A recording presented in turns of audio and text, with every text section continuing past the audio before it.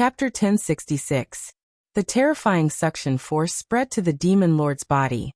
Manarotha's movements started to slow down. He looked at an Eridar and realized that the same thing was happening to an Eridar warlock. The night elves didn't seem to be affected much, but their movements were getting slower and slower. What happened? He muttered to himself. Manarotha's tail hit the floor heavily, trying to resist this force. Just as he raised his hand that was holding the double-headed great sword, his eyes suddenly widened. His scaly fur was now translucent. He could clearly see the muscles and bones in his body, and they didn't seem real anymore. Impossible, the Burning Legion's vanguard said in a booming voice. Absolutely impossible. A huge force pulled him up, and he felt like he was rising into the air like a balloon. Then, like a feather, he was sucked into the tornado-like crack in the portal.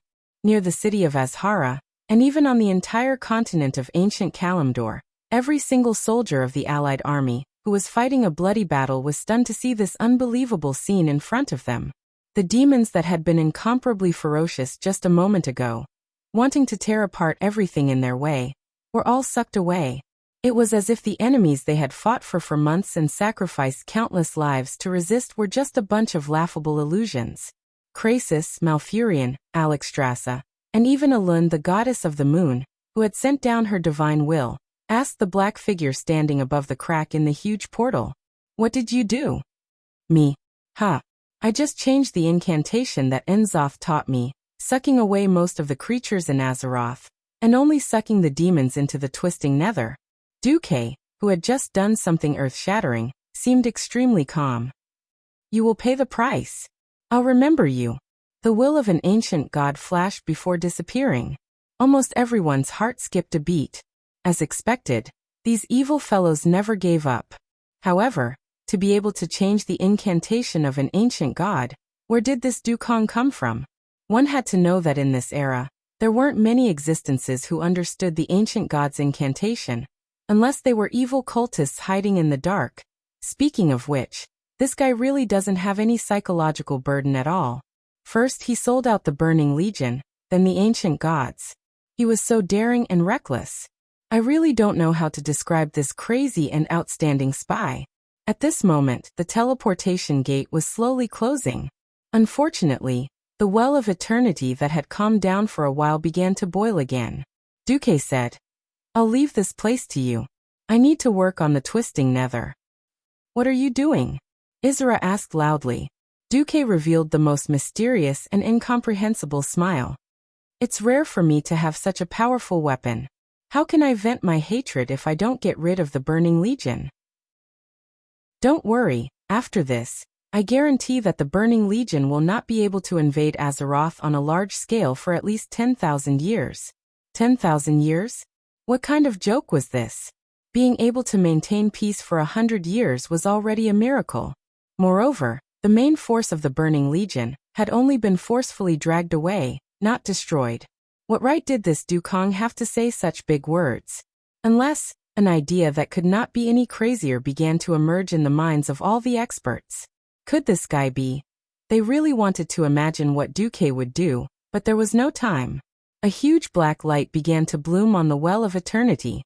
A terrifying tremor that seemed to never stop spread in all directions along with the magic power of the Well of Eternity. Kaboom! With a loud noise, a huge crack at least 100 meters wide split the entire city of Azhara in half, and the huge crack was still showing signs of expanding. The powerful magic seal was still protecting the forbidden palace of Azhara, but no one knew how long it would last. Go! The giant dragons descended and rescued the heroes who had been fighting on the ground. Where's Tyrant? Tyrant hasn't returned yet. Illidan yelled at his brother. Malfurion's body trembled. I don't know, will he? The he was referring to was, of course, Duque. No one knew what Duque was going to do next. Sitting in the control room of the twisting nether, Duque gleefully tapped the beat and hummed an unknown tune. He sensed the situation outside and even had the mood to tease Tyrant. Tyrant was so scared that her heart almost jumped out of her chest. Even her body was trembling. Don't worry. This is a super long-distance interstellar teleportation. Even Sargeras, who was the first to come back, would need 5 minutes and 18 seconds. I also specially chose the slowest spatial tunnel for him. If I'm not wrong, he will come back with his subordinates. What if we're discovered by the demons here? Tyrant couldn't imagine how the hundreds of millions of demons here would react if they found out that she and Duque were doing this. It's fine. I've already secretly blocked all spatial communications here. I have enough time to do whatever I want. What was audacity? This was audacity to the extreme. Although every hero must have a big heart, but to have a big heart like Dooku, it was truly unheard of and unheard of. Tyrant felt a sense of excitement. It was a thrill that she had never felt in her thousands of years of life, from her childhood to her teenage years to her youth. Illidan was very good to her, and so was Malfurion. However, she had never felt such a taboo excitement from these two childhood friends. Ever since she was young, she had always followed the rules, listened to the sounds of nature, and followed the teachings of the goddess. She was the spokesperson of the goddess, the example of all that was good. She had never tried to play with the Burning Legion, who could destroy the entire world, in the palm of her hand, walking on a tightrope on a mountain of blades, dancing on the tip of a blade, disco dancing at the gates of hell. There was nothing more exciting than this in the world.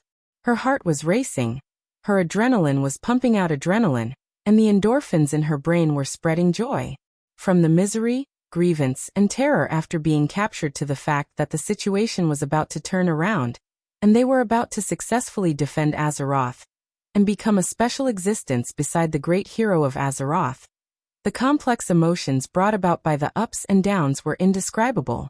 The more Tyrant thought about it, the more excited she was, and the more afraid she was. Unknowingly, all her thoughts and concerns were placed on this strange man who had once rudely dominated her, gave her despair, and gave her the greatest hope. Ha! We're finally at the last step. Duque laughed. Chapter 1067. On this day, in the Supervoid Fortress of the Twisted Nether, the demons were discussing the battle situation while waiting in boredom, as if they were celebrating a festival. Haha! I'm going to kill to my heart's content this time. This was what the cruel Dread Guardian said. I'm lacking some fresh experimental materials. Remember to tell the idiots below not to kill all the natives. This was what the evil Eridar Warlock said. No one expected that just as everyone was looking forward to a grand and magnificent victory, there would suddenly be movement in the incomparably huge circular teleportation portal. There was no air in the void, and there was no medium for sound to travel, so there was no sound. However, this scene made every demon who witnessed this scene feel like they were hallucinating. There was a loud bang in their heads. That was an uncountable number of demons. They were all the lucky ones in the eyes of other demons, lucky enough to be the first to rush to planet Azeroth. Now they were all back in the form of corpses. Most of these strong demons could survive for a long time even if they were thrown into the airless void, into the terrifying polar regions, or in lava. Some demons did not even need air to survive, nor were they afraid of high temperatures and flames. Now they were all reduced to dust. A hellhound's horn was pressed against the arm of a demon guard. The Abyssal Lord's belly button no longer had a shield-like waistplate hanging from it, but the skull of a female demon that looked like a specimen of Shivala. They were all torn to pieces and mixed into a ball, almost indistinguishable from each other. This is the Twisted Nether. A demon in the Void Fortress said the greatest fear in the hearts of the demons. Yes, outside the Twisted Nether, no matter how many times they died, as long as their souls did not collapse, they could be resurrected countless times. However, dying in the Twisted Nether, like this kind of demon whose soul and body were sent back together, was dead. There was no possibility of resurrection. The huge teleportation portal formed by the 12 satellites as the fulcrum became a huge fountain, continuously spraying demon remains into the Twisted Nether. No one could estimate how many demons there were in this place. Obviously, this number was definitely in the hundreds of thousands. What happened? Kil'jaeden, who was in charge of guarding and dispatching reinforcements, rushed over when he heard the news. As soon as he flew out of the Void Fortress, he saw a large piece of trash being spat out by the portal along with hundreds of larger pieces of trash. The Archherons and Void Dukes were different from ordinary demons. Although they were in a sorry state, They didn't suffer too much damage. Archimonde. Kil'jaeden's eyes lit up. He finally met someone he could talk to. What happened? If the low-level demons below died, then so be it. In any case, there were so many of them. It wouldn't hurt even if thousands of them died. But it was different for demon lords and Archimonde commanders. Even if he wasn't on good terms with Archaerans, in terms of overall interests, Kil'jaeden was still in line with Archaerans. When the magical Eredar language reached Archimonde's ears, he was still confused. I don't know either. I just fought on the front lines. There was a guy who looked like a white deer who was very powerful. It took me a lot of effort to barely defeat him. All of a sudden, I was pulled back. At this time Kil'jaeden, who had regained his senses, remembered that there was someone else he could ask about this situation. That was the high-tier Void Lord in charge of the portal. His thoughts were immediately interrupted, because Sargeras had actually returned. His huge body was almost forcibly squeezed out of the portal. The melted armor covered the fallen titan from his neck to his feet. Sargeras's entire body exuded a black, violent magic. This magic was shockingly powerful. Just looking directly at it would be enough to stab one's eyes and cause pain. In the void control room, Tyrande endured the pain and bravely looked at Sargeras's evil face. It was a face that was twisted and perfect. About 15,000 years ago, Sargeras was still a handsome, almost perfect being. Through Elune, Tyrande learned that the race of this creature was the one who created this world. But now this handsome face was filled with evil. His body was already dead, and his eyes were burning with flames. He was in an extremely chaotic state of emptiness. Sargeras had sharp, poisonous fangs. He waved a long and thick tail behind him, and jagged scales protruded from the tip of the tail. His hands were curled with demonic claws, and he held an evil sword in one hand. Perhaps it was because of the explosion of the portal just now, only half of the sword was left. However, its serrated blade still looked very lethal. Infernal affairs. You traitor! You still have the guts to stay here? Sargeras's roar set the tone for this strange turn of events. Kil'jaeden and the Eredar twins who were floating in the air turned pale. If Infernal Affairs was really a traitor, then they would also be in trouble. How terrifying was the voice of the fallen titan. Even though they were at least 10,000 meters away, Duque and Tyrande could still feel the terrifying pressure. It was as if stars were crashing into them. If not for Duke blocking the attack for Tyrande with a wave of his power, Tyrande might have died on the spot, her organs exploding into smithereens. With a thought, the dark energy in Duque's body activated a small spell. Suddenly, an illusory projection of Sargeras' size appeared in the void. Over 1 billion demons heard Duque's voice, which was formed by dark energy waves. Aha! Sargeras, why don't you ask me why I'm still here instead of hiding like you think I am? Duque's calmness made the Burning Legion's triumvirate uneasy. This Infernal Affairs was too scary. He snuck in silently, and like the other lords, accepted the ultra-high purity of dark energy baptism, but kept his heart. He passed all the tests, and with his unparalleled spatial magic, he climbed to the top of the Burning Legion. Why hadn't he left yet? The answer was simple. He must have something up his sleeve. Haha, let me tell you now. Why did I name this portal Mjolnir? Duque's face was dyed with black energy, and a smile that was terrifying even to a demon appeared.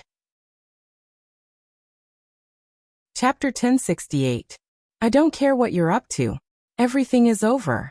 You can't betray the Legion just because you want to. Pay the heaviest price for your sins. Following Kil'jaeden's domineering words, the image of something in Kil'jaeden's hand was magnified many times. It was magnified to the point that even Duque and Tyrande, who were thousands of meters away, could see it clearly. It was a lifelike black, translucent humanoid spirit. On the spirit body, a black robe wrapped around this slender and slightly demonic body.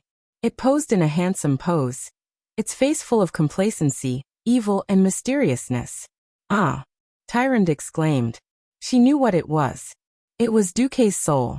Not good. Tyrande was not an ignorant woman. As the high priestess of the moon goddess, she had more opportunities to come into contact with information about demons, killing, destroying, devouring bodies, And even souls.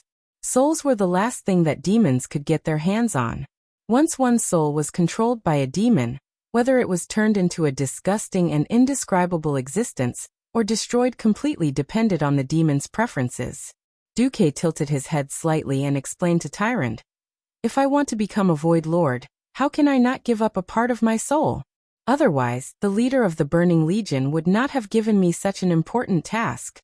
Tyrant's heart felt as if it had fallen into the deepest and darkest hell of despair, and there was no longer any warmth in her. The hatred and resentment that Duque had towards her for everything that he had done to her disappeared at this moment. Even though he knew that he would probably die, and even his soul might fall into hell and suffer for billions of years, he still gave the Burning Legion the most tragic counterattack. This kind of heroic spirit was not something that mortals could imagine, or even compare to. What was greatness? This was greatness. What was a hero? This was a hero. Even though Illidan and Malfurion were outstanding heroes, compared to what Duque had done, their actions were insignificant. Looking at the only white eyes in the darkness, Tyrant felt as if she had stopped breathing and her heart had stopped beating. Even time seemed to have stopped for a moment. "Are you telling me that if you die, I have to complete the last step for you?" Tyrant followed Duque's gaze and saw the third button. It was a red button with a warning tone. "So you've already prepared everything? Is that the final button that allows you to continue the plan even if your soul collapses?" Duque's lips curled into a smile, but Duque's smile froze in that instant. This was because Kil'jaeden had already crushed Duque's soul avatar in his rage with a palm covered in hellfire. "Aha!" Duque screamed and knelt down on the spot. Sargeras let out a sinister laugh that shook the entire distorted void. "Infernal affairs don't think that death is the end. This is just the beginning." Sargeras was furious. The grand plan that he had been planning for so long had been ruined by a small traitor. He couldn't even wait for Duque to die. With a wave of his hand, he snatched Duque's soul from Kil'jaeden's hands and gave him the most terrifying soul punishment. That's right. Just like how he had done the soul punishment hundreds of thousands of times before, he only had to activate the spell, and he could use this part of the soul that had been processed by a secret spell to pull over Duque's entire soul. Then he could. Tyrant's entire body trembled. She didn't know how painful the soul punishment was, but she had heard the cries of her sisters who had died in the hands of Eridar's Gemini. None of the physical punishments in the world could make people cry out in despair like that. She wanted to say that she could imagine what kind of pain it was, but she couldn't lie to herself. Looking at the trembling Duque, who was sweating profusely, she shouted in her heart, "Tyrant! There's no time to be weak. Don't let Duquang's efforts go to waste. For Azeroth, for the goddess, and even more for Dukong, you have to be strong. Tyrant." Ah! Tyrant couldn't care less about Duque beside her. She used all her courage and strength to pounce forward like a cheetah and hit the last red button with her fist. With the press of the button, the 12 satellites suddenly rotated, and after countless teleportations, the magic power accumulated in the satellites burst out at this moment. They were arranged according to the time of the clock. The next moment, the magic on all the satellites gathered at the center point. When the 12 white-hot light beams gathered into one, it released a dazzling light that was as dazzling as the birth of a new star. A thick energy cannon was shot out. From afar, it looked like a solid object. In less than 1,000th of a second, the terrifying high-energy cluster covered the distance of more than 10,000 meters and pierced into the base of the Burning Legion. The Void Fortress that was generally prismatic and built from the inside out of a giant meteorite. As the base of the Burning Legion for more than 10,000 years, the surface of the fortress was mostly covered with precious metals such as Krypton gold. The interior was constructed with an unknown alloy that had been treated with high magical protection. In fact, most of the defensive walls inside the fortress were handmade from the remnants of the interstellar battleships that Sargeras had stolen from the Pantheon. But even with the outer layer of super hard metal and the inner wall made from the interstellar battleship shell, it still failed after resisting for a few seconds. The light beam pierced through the fortress's anus and reached the interior. All the huge compartments along the way were instantly set ablaze, due to the void extracting oxygen and air. The explosion was extinguished in an instant. Small white light bubbles quickly appeared and extended to the area near the damaged area. In all fairness, the power of this cannon was not small. It was enough to withstand the energy waves caused by hundreds of interstellar battleships exploding at the same time. This meant that in that instant, the Void Fortress had lost tens of thousands of demons. Sargeras didn't care.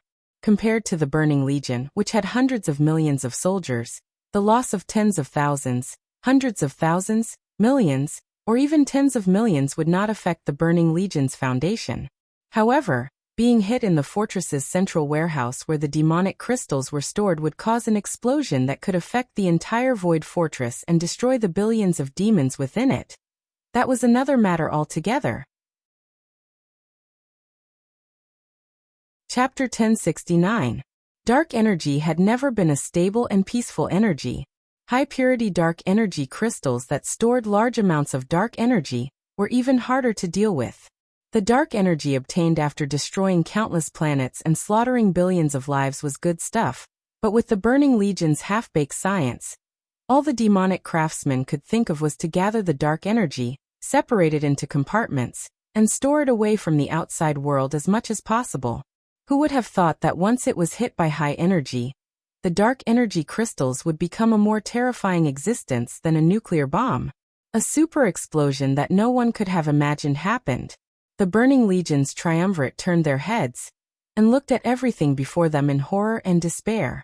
The colossal fortress that they had operated for a full 15,000 years, the Void Fortress that was as big as a planet, and who knew how many billions of demons had been stuffed into it, at this moment, as the explosion spread throughout the entire fortress, one could see terrifying bulges that looked like blisters and lumps on the surface of the fortress.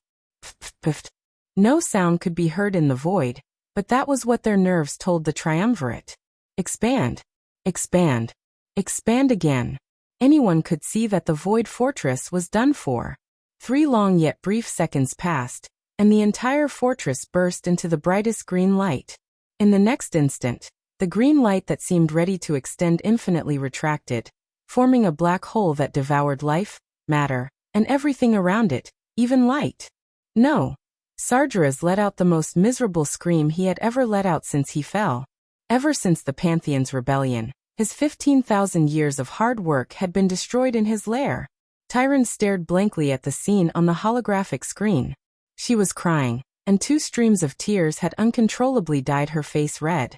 She was laughing, because she suddenly felt that the burden on her shoulders since the Burning Legion's invasion had vanished. At the same time, she had accomplished everything she had to do.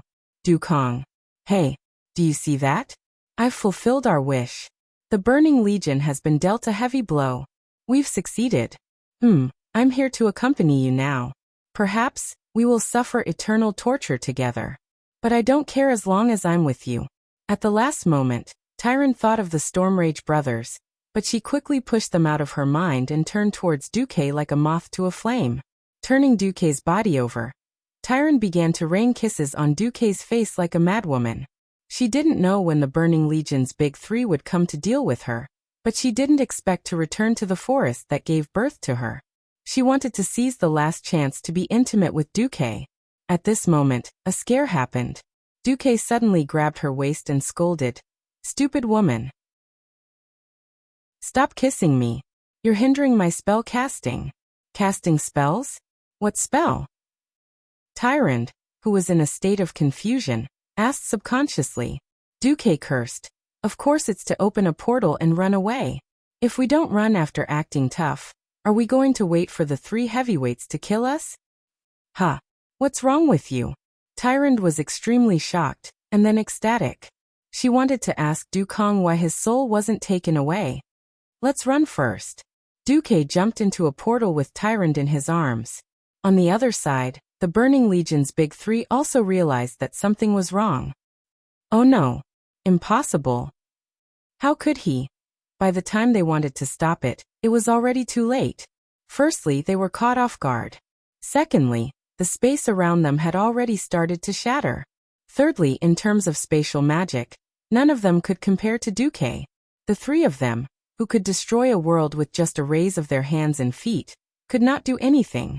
They could only watch as Duke, whose soul should have been shattered and whom they could do whatever they wanted to him, jumped up and ran away with the girl. He ran away. That's right. He really ran away. Aha! Sargeras, Archimonde, and Kil'jaeden let out furious, heart-wrenching, and abnormally twisted roars at the same time. None of the Void Lords dared to go near the three heavyweights. They were afraid that they would be destroyed if they offended them. The Eredar twins were terrified as they hugged each other and trembled. They knew that since the infernal affairs had run away, someone else would have to take the blame. They had single-handedly selected the infernal affairs, so they had no way to escape. In the void, everything around them was strange and blurry. Images that had been distorted by time and space rushed towards them at high speed, and then were thrown far behind them. She hugged Duque tightly, feeling Duque's warmth and heartbeat. Tyron didn't dare to do anything drastic, because interstellar travel was a very dangerous thing. If she didn't die in the distorted void after completing such a feat, it would be a joke if she ended up hanging in a spatial crack somewhere in the universe. How did you avoid the soul punishment? Unable to suppress her curiosity, Tyron chose to ask the question that had been in her heart for a long time. My soul is a little special. Once I lose it, it has nothing to do with the core of my soul. Ah, that's possible?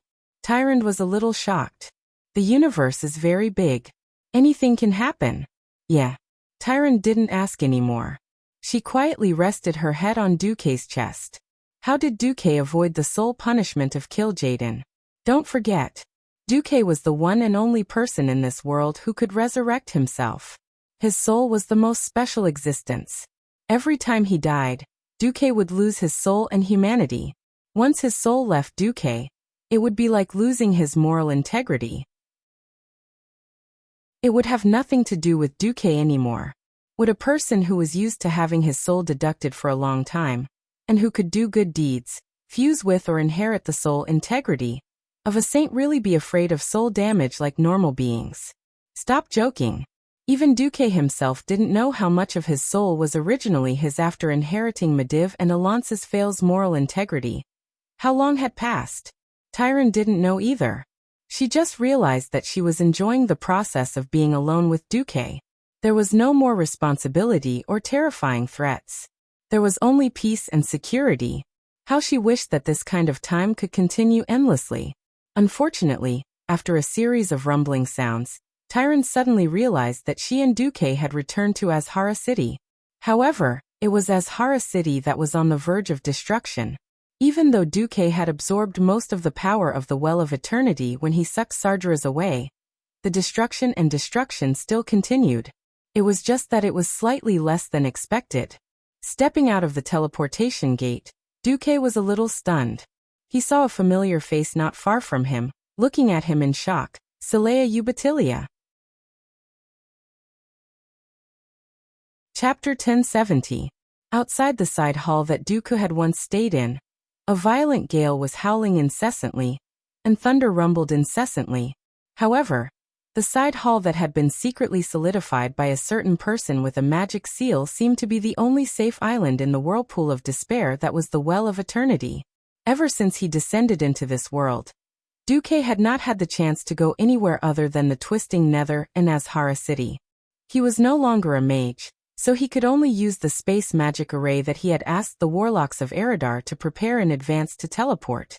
Setting the space seat here was a last resort. However, Duque did not expect that this elf maid, who was once tied up by the queen and could be stripped naked with a pinky, would appear here at this time. It was hard to describe the look in Selegia's eyes. Was it guilt? Fear? Longing for redemption? Or asking for pity? He did not know. It was probably all kinds of emotions, but they were all mixed up in her eyes. Even though the surroundings were noisy, Selegia could clearly hear the sigh that came from Duque's lips. Sigh. An invisible and untouchable barrier appeared between their hearts. There was no word, but Duque's eyes said, "I gave you a chance." Yes, Duque had tested her before. If this woman, whom he named Selegia, could keep all of his secrets, he would use other channels to let Queen Azhara know about the ancient gods. It was a pity that Selegia had always played the role of a spy here, just like what he had done in the Burning Legion. Duque was not a fickle person.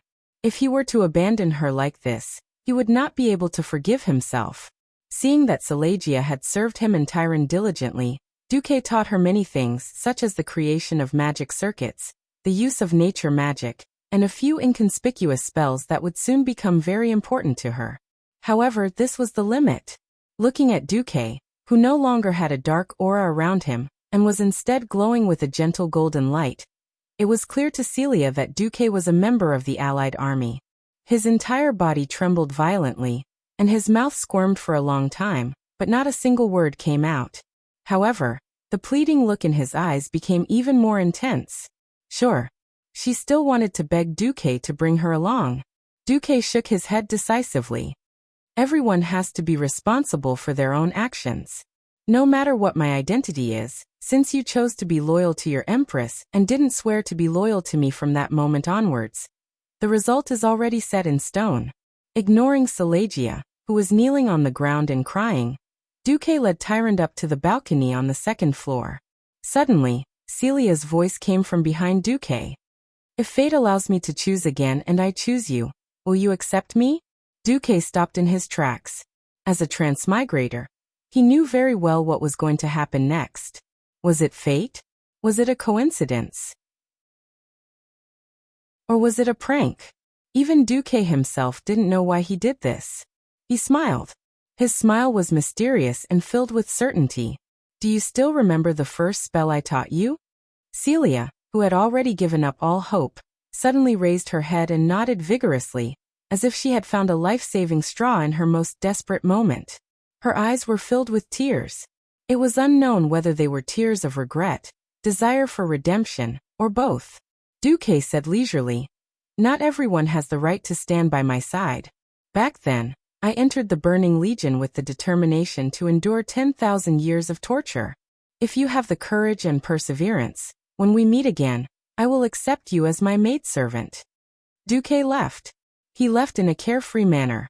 He didn't take a single cloud with him, but he also left a bitter maidservant behind. He didn't know if this would become an ill-fated relationship, but at the very least, Duque had no regrets. He didn't owe Silegia anything. Walking up to the balcony, they heard a deafening rumble. Even Duque felt a little scared, let alone Tyrant. "Look," Tyrant whispered into his ear. "Azhara City." They looked into the distance. What they saw was a terrifying scene. The ground of Azhara City had been split in half. The core of the city had fallen into a huge canyon that was at least a few kilometers deep. The entire inner city was sliding towards the Well of Eternity, and the city was surrounded by water. Only by craning their necks to the highest point could they see the huge waterfall that seemed to reach the sky. Yes, Azhara City was in the middle of a huge whirlpool of water. The Well of Eternity was dragging the nearby ground towards its deep hole, as if it was going to swallow the whole of Kalimdor.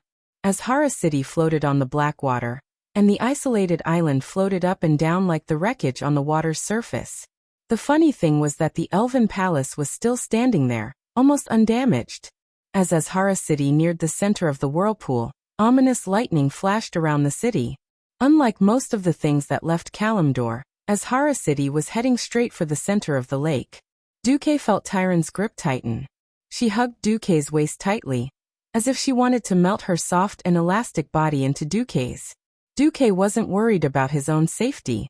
His entire body was emitting a pure golden holy light, as dazzling as a lighthouse in the dark.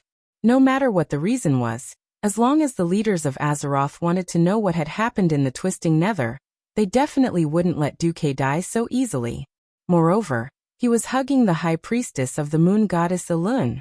There was no need to call for help at all, for huge figures of different colors rushed out of the clouds at high speed, falling straight down. The Dragon Kings descended rapidly from the sky and hovered in the air. This was the flying ability of the Dragon Kings. Alexstrasza, Malygos, Izira, and Nozdormu. The 4 Dragon Kings surrounded the side hall next to the Forbidden Palace of Azhara. The Red Dragon Queen stretched her long dragon neck. "There's no time. Quickly ride me." Duque smiled and hugged Tyrant. He turned around and rode on the back of the most respected Dragon Queen in the world of Azeroth. The 4 Dragon Kings flapped their wings and stirred up a gust of wind. even blowing away the ominous storms and lightning around them. Suleika's lonely figure stood at the top of the stairs, watching as the Dragon Kings climbed up quickly. Duque turned into a small dot and completely disappeared from her sight. Chapter 1071. Sitting on the throne in the Forbidden Palace, Azhara's face lost all its color. "It's over," she murmured. "Everything is over." Azhara's maid screamed wildly around her. The queen held an empty wine glass in her hand, unwilling to believe what had happened. She was Azhara, the brightest light. She was the light, and the light was her. She was her, the supreme ruler of her people. Even though she knew that destruction was right in front of her, she still stubbornly told herself that she would never allow such a thing to happen. Sargeras refused to marry her. She was just a pitiful creature that was abandoned after being used. Perhaps many of her followers saw this humiliating scene, but she still didn't want to admit to them that she was wrong. She abandoned her people, and in the end, she was abandoned by the god that she worshipped. How ironic was this? How bitter was this? The rumbling sound of destruction grew louder and louder. The palace, which had sunk to the bottom of the water, began to be shrouded in darkness. Even the night elf's dark vision couldn't see through it. The only light in the palace came from the violent power of the Well of Eternity. The dark lake water began to surge into the palace, washing away her two maids. The maids let out shrill screams and quickly disappeared into the lake water. "I am Azhara," the queen muttered in her heart, her expression still cold. She cast a spell, and a magic shield suddenly appeared around her, and the living maid beside her. "My wish is the highest." She used her powerful magic to block the lake water, but as the water got deeper, the pressure on the magic shield increased. Azhara's brows furrowed, and beads of sweat appeared on her forehead. This was the first time in her life that she had sweated. At this moment, the familiar and disgusted voice in the darkness whispered to her, "We have a way to make you stronger, stronger than before. We can help you." The queen wasn't stupid at all, especially when a woman had just woken up from a dream of love. This woman was definitely at the smartest moment of her life. She knew that her shield wouldn't last long. Soon, the cold water would swallow her and her followers, and the glory of Azhara City would disappear from this world forever. The silver-haired elf queen nodded. "Ah." Accompanied by a scream, the glass fell from her hand. Pain shot through her body. She felt her limbs twisting and entwining. She could also feel her back turning into liquid, as if it had suddenly melted. Her magic shield was obliterated. Azhara screamed in despair as she was drowned by the lake water. She could also hear other people's voices coming from the depths of the lake. Her maids, her guards, and other highborn elves who still served her. The lake water quickly filled her lungs, but she did not drown. Riding Alexstrasza, Duque watched from the sidelines as the city that symbolized the highest arcane civilization of the night elves was sucked into the center of the giant whirlpool. Duque didn't know whether he was following history or changing it. For a moment, he even had the mischievous thought that if Azhara City could be blown into pieces before it sank to the bottom, a new masterpiece would be born. Unfortunately, since he dared to attract the ancient gods and even used Queen Azhara to trick Sargeras, then the ancient gods that joined him, such as Enzos, would definitely not let Queen Azhara and her followers go. It was very likely that after a few centuries, a new horror would be born under the sea. Duque shifted his gaze away from the center of the Well of Eternity. Witnessing the standard world-shattering disaster quickly dissipate in all directions, Lin Feng's eyes widened in shock. Large pieces of land on the ancient Kalimdor continent were still being pulled into the lake, and the power of the horrifying scene didn't diminish at all.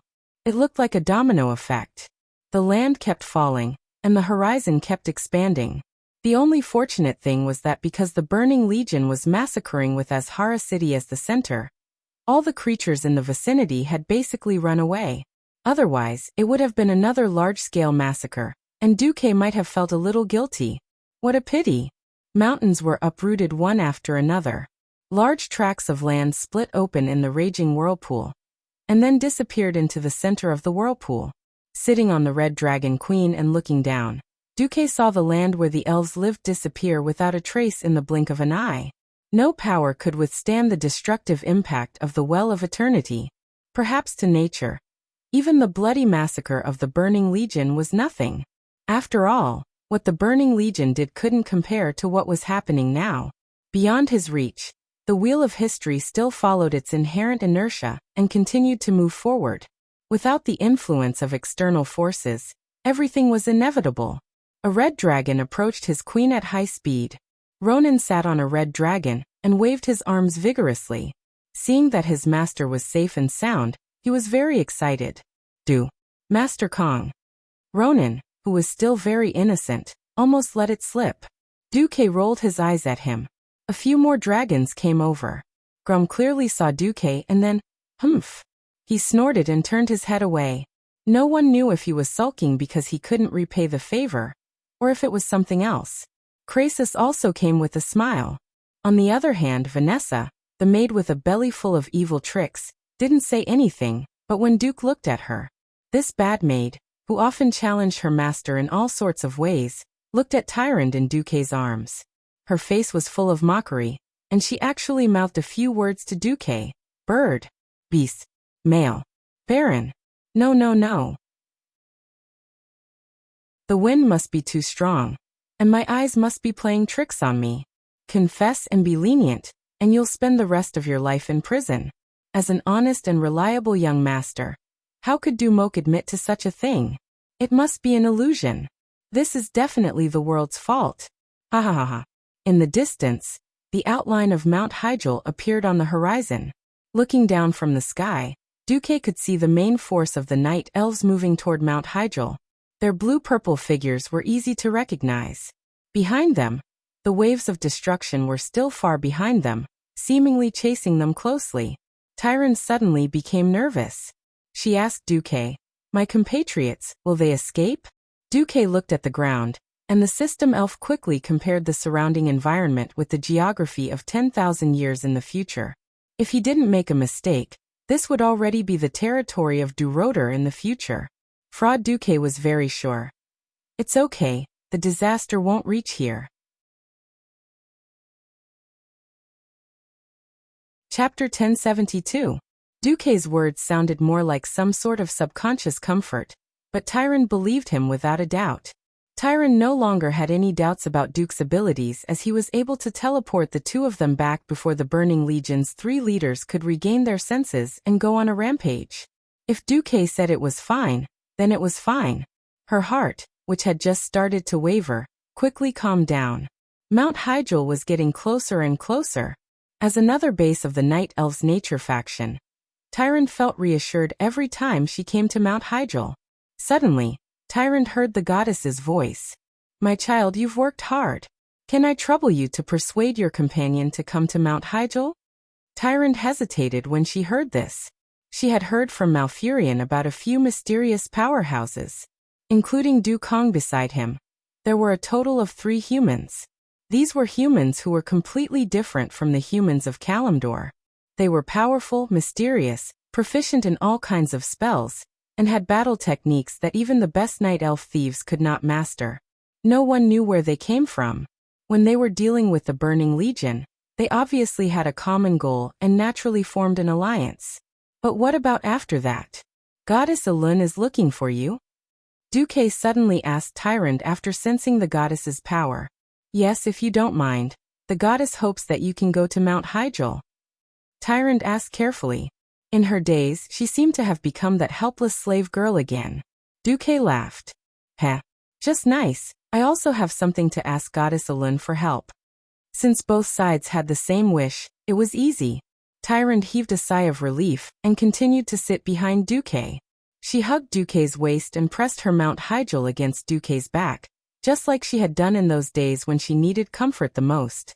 Unbeknownst to Tyrant, a few hundred meters behind her, a pair of brothers were staring at her from atop 2 dragons. Illidan shouted in his heart. "No. It can't be like this. It shouldn't be like this. Tyrant is mine. At the very least, she would be Malfurion's. How could a jerk suddenly appear and take her away?" These voices lingered in Illidan's mind, telling him of the unimaginable. Yes, there was a time when he was jealous of his brother, But he couldn't imagine doing anything that would hurt Malfurion, such as cutting off his left arm. But at such a time, he could not control his thoughts, and felt that this unthinkable thought of his was somehow a comfort to him.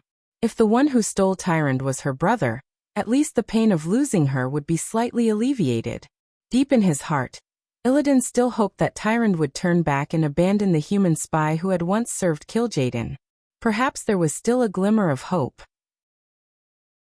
Given time, Tyrande would realize that the two of them were more outstanding than the infernal affairs, and he was more outstanding than his elder brother.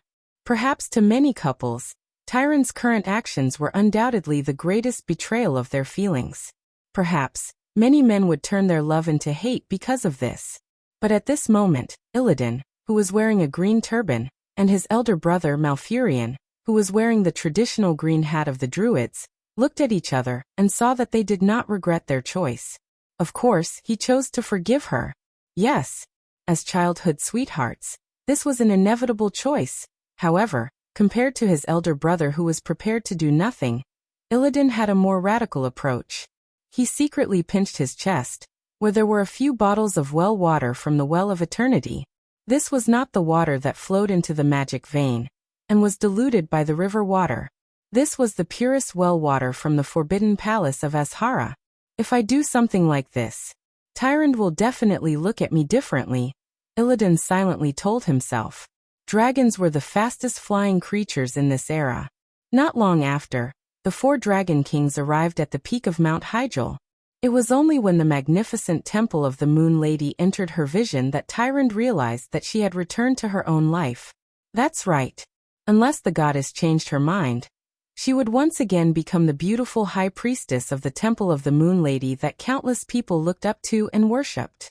Tyrande, high priestess. Tyrande could already hear the cheers of the Elune sisters below.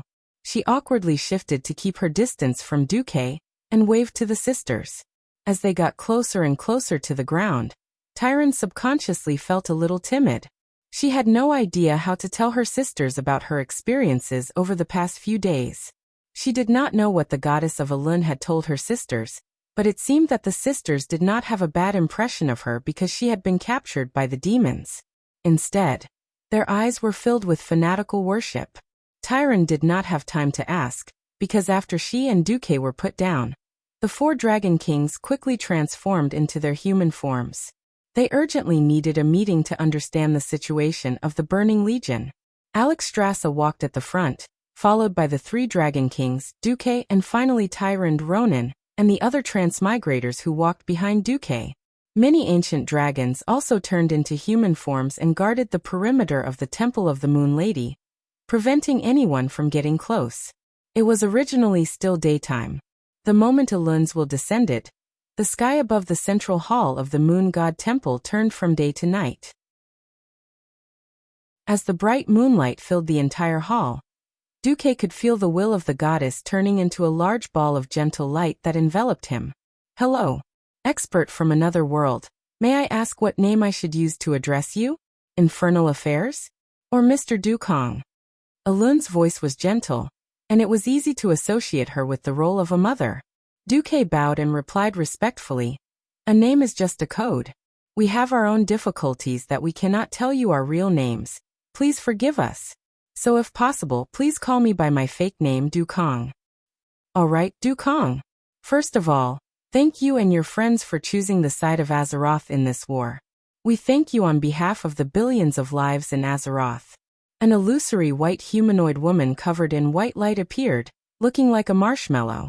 But there was no doubt that it contained Elune's will. Elune bowed to Duque. Not only her but the 4 Dragon Kings including Alexstrasza, also bowed to Duque. Chapter 1073. This.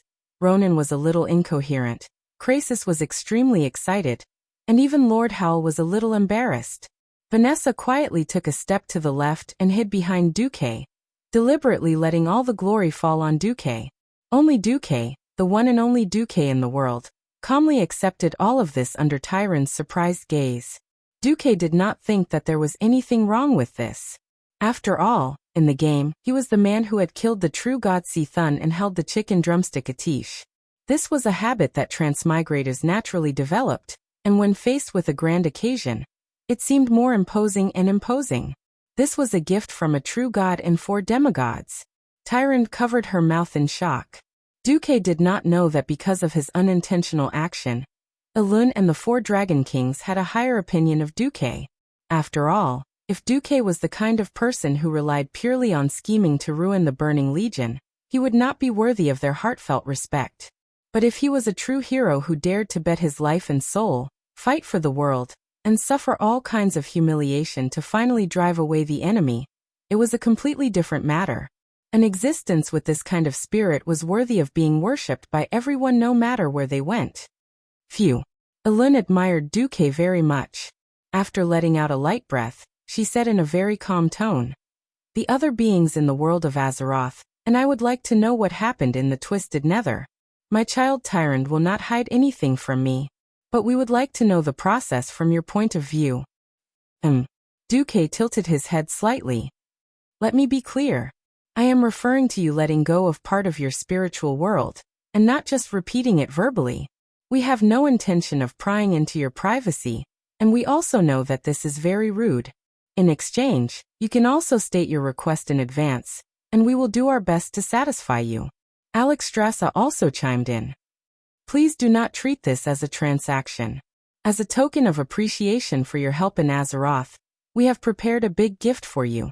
Let me stress that this is a friendly exchange.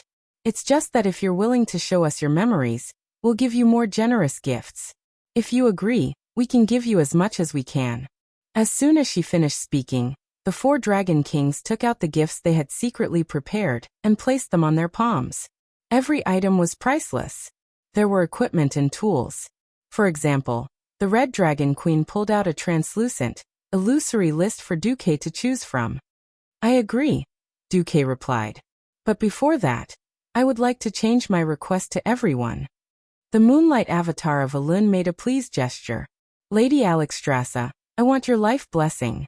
Bestow upon the 5 of us that we can control with our own will, and possess powerful regenerative abilities." "Sure. Master Malygos, I want copies of all the magic manuscripts of the 5 elements: fire, frost, arcane, light, and darkness." "Yes. Sir Isra, I want to construct the principles and tactics of the dream world." "No problem. Sir Nosdormu, I want a—" At this point, Duque suddenly switched to the Draconic language, which was even more ancient. This shocked everyone present. Nosdormu nodded. "Lastly, Goddess Elune, my request will be made after I show you my memories." With that, Duque opened up his mind and showed Elune and the 4 Dragon Kings what he had seen and heard in Azeroth 10,000 years ago. However, Duque cleverly divided his mind into layers. He only showed them what they wanted to know on the outermost layer. Everything that involved his privacy was blurry and dark. There wasn't even any sound. Tyrande, who was standing behind Duque, had also entered the dreamscape that Isra had created for her. She watched the video, and her heart, which had been hanging in the air, finally calmed down. If even the bits and pieces of that ridiculous period were shown without reservation, it would be a shameful play and the cruelest public execution. If this was shown, Tyrande would probably have no choice but to commit suicide. Duque's display also made the few big shots in Azeroth smile bitterly. They began to understand why Duque could actually hide from those demons who were good at playing with people's hearts and prying into their souls. Of course, they understood what they wanted to know, but they didn't miss out on anything else. In order to trick the Burning Legion, Elune did not hesitate to lose a high priest. Now it seemed that Elune had profited greatly from this matter. Of course, the temporary death of her husband, Malorn, was another matter. In the dream world outside of Duque's perception, Elune, the 4 Dragon Kings, and the demigod Cenarius, who had not made it back in time, were having a small meeting. "Can it be trusted?" Malygos asked impatiently. Among so many big shots, he was the one who suffered the most. Not only did he hate Nesario, but he also hated the Burning Legion. At this point in time, he was already so paranoid that he was going crazy. When he had the time to go find his recently dead wife, Sindagosa, and touch her resentment, he should have fallen into madness just like in history. 5 billion demons. 450 Void Lords. Such an exaggerated battle record. I almost thought it was fake. Nozdormu smiled bitterly. Duke's system elf's detection was the best in terms of the living, but in terms of detecting spirits, it was inferior to these gods and demigods. He also didn't know that he had done such an exaggerated job. Hehe. Did you guys sense Sargeras as unwilling while wandering outside the planet's space barrier? Alexstrasza laughed. It's true. Elun made the final decision, and the other demigods no longer had any objections. After leaving the Dream World conference room, Elun immediately announced the results. Not to mention Ronan and the others, even Duke was dumbfounded when he heard this number. That much. Isra, who had his eyes closed, broadcast the voice of the soul that was wandering in outer space. It was President Sargeras's roar. Infernal affairs. You bastard. I won't let you go. Don't let me catch you. The boring threat behind was cut off by Isra. Isra smiled. How is it? Mr. Dukong, do you need protection? Azeroth welcomes you. Elun let out a long sigh of relief. Such a huge loss. The Burning Legion will not dare to come for at least 10,000 years. Well done. Mr. Dukong. Please tell me how you want me to reward you. Chapter 1074. Duke looked up at Elun. First, please help me cleanse the toxins in my body, as well as the contaminants in my soul. Dark energy. Darkness. 7 sins. None of them were easy to deal with. These powers were like drugs. Once touched, there would be no good ending. Especially the impurities in the soul. If there was no way to get rid of them, they would unknowingly fall into destruction and depravity. Duke didn't want to go overboard and become the villain. After all, he had personally blocked the path of the Burning Legion. Being a villain in Azeroth didn't have a good ending. Elun's blurry face showed a look of relief. The next second, a miracle descended from the sky. Countless night elves saw the bright moonlight that descended during the day, and knelt down to worship, chanting the name of the goddess of Elun. The gentle moonlight seeped into Duke's skin and entered his body through his pores. It then gathered in his meridians, forming a seemingly gentle but actually turbulent current. It began to cleanse the impurities and evil substances in Duke's body. Blarg. Duke suddenly made a retching motion. Tyrant was quick to react. She quickly pulled the silver basin from the statue in the hall and placed it in front of Duke. Duke could no longer control himself and vomited. Blarg. Blarg. It was as if he was vomiting sesame paste.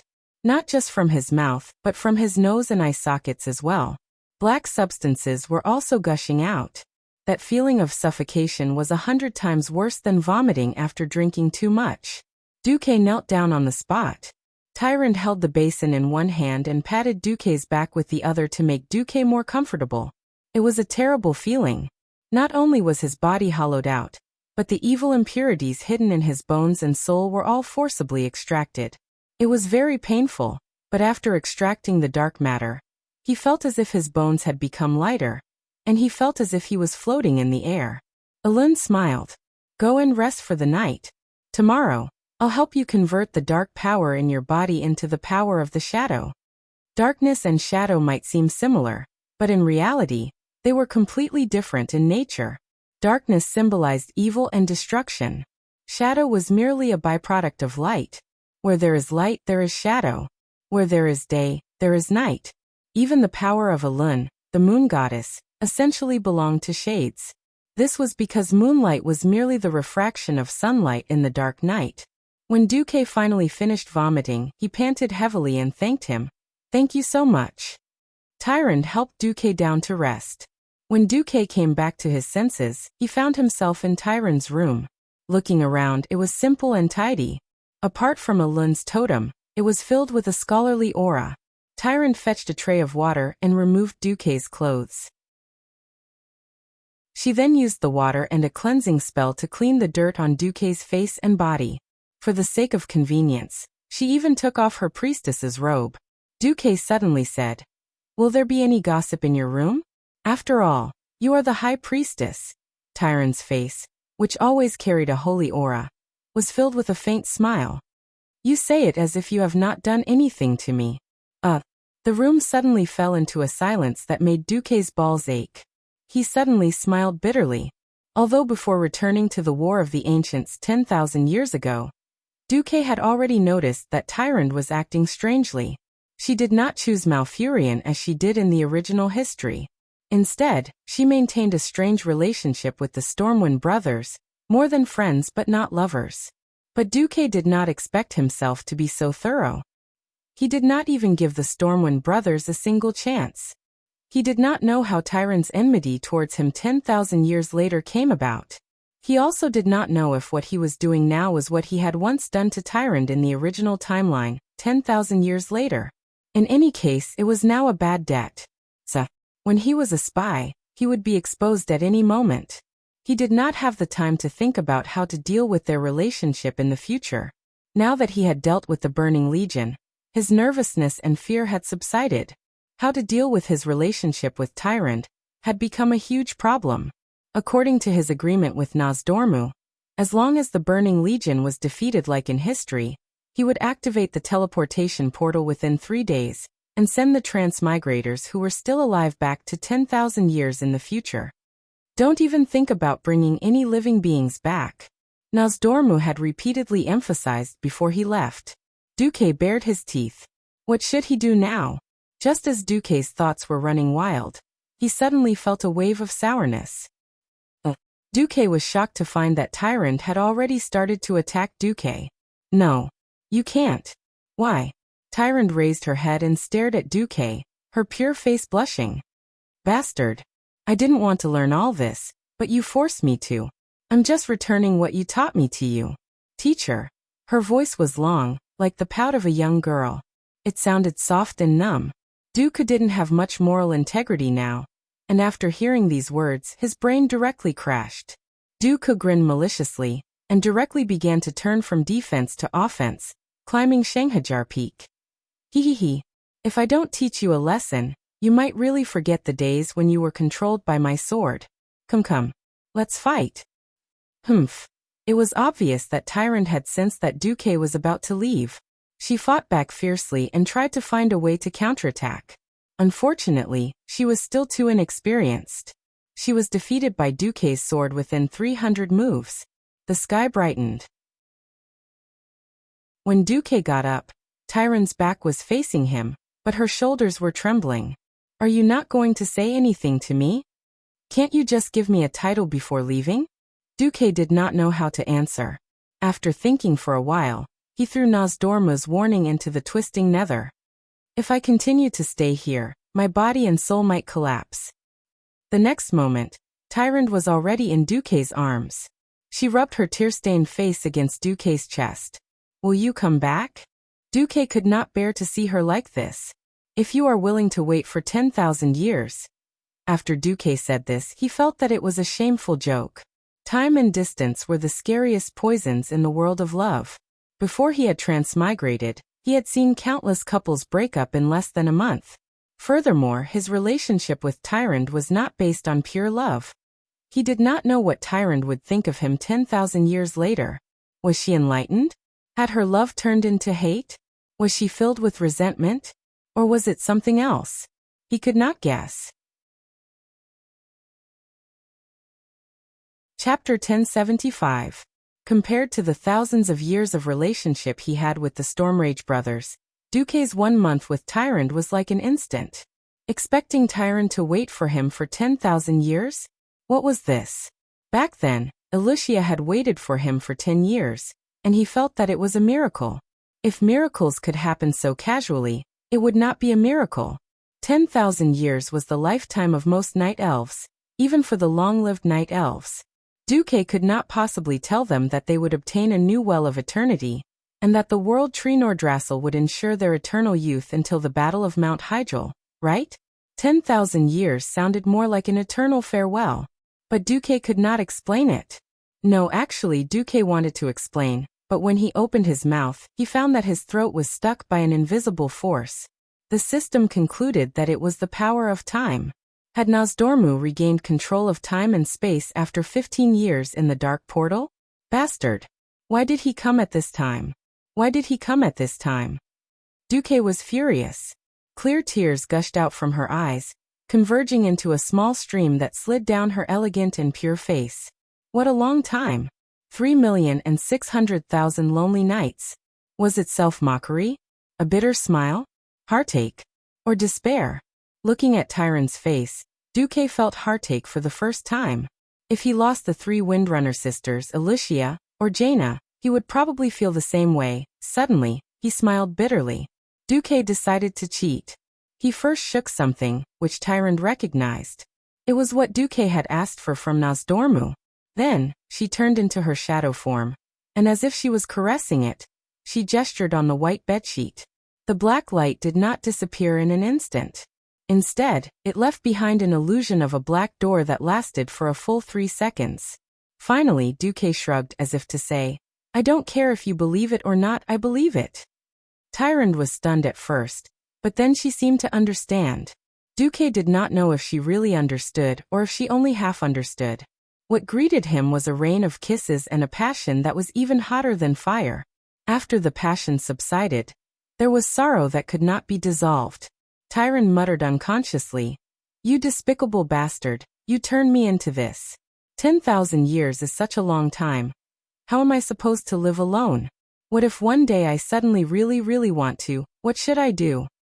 He happened to see a few bananas on a fruit platter not far away from him. Duque's bad taste suddenly flared up again. "Huh, why is it again? Alright, please don't mind these details."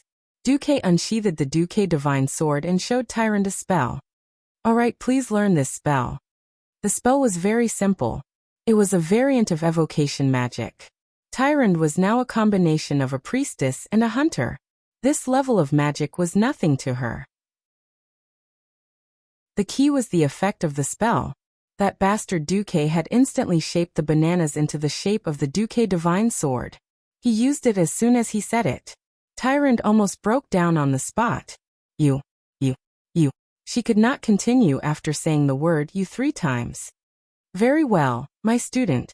Please do your best to learn the most important spell that I will teach you," Duke earnestly instructed. "Wu. First you have to restore its appearance. Then its strength and toughness. Finally, you have to restore its domineering characteristics. Think about it. Those terrifying days when you were dominated by the divine sword." Teacher Duque sang loudly. Tyron's face was so red that it seemed as if blood would drip from it. But she still learned it seriously under Teacher Duque's coercion. After settling everything, Duque stood on the balcony. His naughty face faced the sky at a 45-degree angle, and a tear rolled down his cheek. Teacher Duque praised himself in his heart. Don't blame me. If you want to blame someone, blame me. As a restorer of history, I have to accurately restore history on the shoulders of the Lord of Time, Nosdormu. Alright. My last historical restoration mission in this era, air-dried banana, has been completed."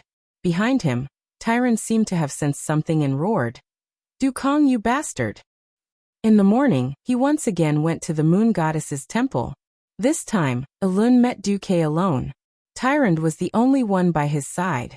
The moonlight once again appeared in the day, gently nourishing every single magic circuit in Duque's body. Yesterday, after his body had been cleansed of the impurities, it was not that obvious. Today, with the power of the moon goddess, Duque was pleasantly surprised to confirm that the curse that bastard Archimonde had given him had finally been removed. As expected, the curse of a demigod demon was best dealt with by a true god. Duque gently raised his hand, and a dozen elemental light orbs flew out of his palm. The 3 arcane energy orbs of fire, ice, and arcane magic disintegrated, reassembled, and disintegrated again in midair. Duque's mastery of elemental energy left Tyron dumbfounded. "So you're a mage? Ha ha ha. Sorry.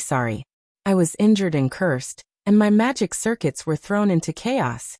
My abilities as a mage were completely sealed. Thank you, Goddess Elun, for your help. Without you, I would have been a priestess for the rest of my life." Isn't being a priestess good?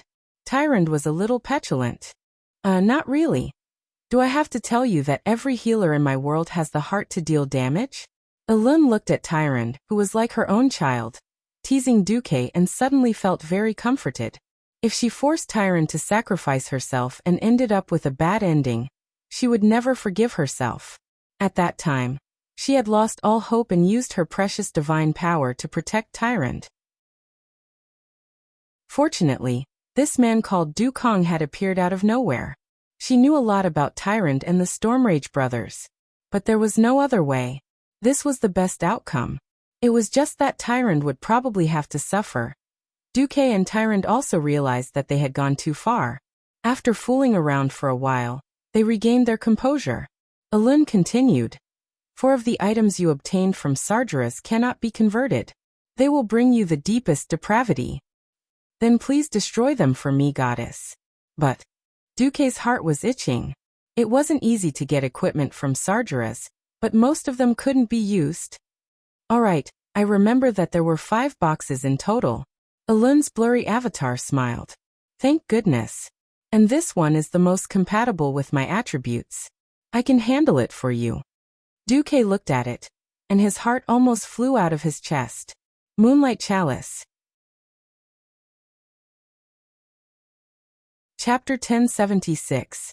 The Moonlight Holy Grail wasn't very famous among the players, but that wasn't the point. The point is, all you need to know is that it came from Sargeras. In the future, it would be brought into Sargeras' tomb, and could only be obtained from the Moon Sisters. In essence, this was an accessory for healers. However, after being personally adjusted by the Moon Goddess, Alun, its attributes had changed greatly.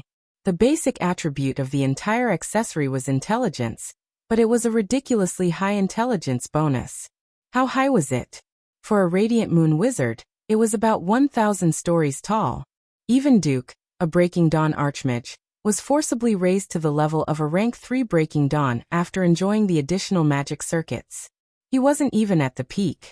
Duque absolutely believed that this item, which should have only appeared after the 7th version of the game, would definitely last him until he reached the demigod stage. Apart from the intelligence bonus, the special effect of the Moonlight Holy Grail was also very amazing. When activated, it would grant haste in the day and critical strike at night. What an interesting piece of equipment. Duke, who had originally come to the ancient war with the intention of working to repay his debt of gratitude, was truly overjoyed. Ha ha ha. Thank you, Goddess Alun. Thank you.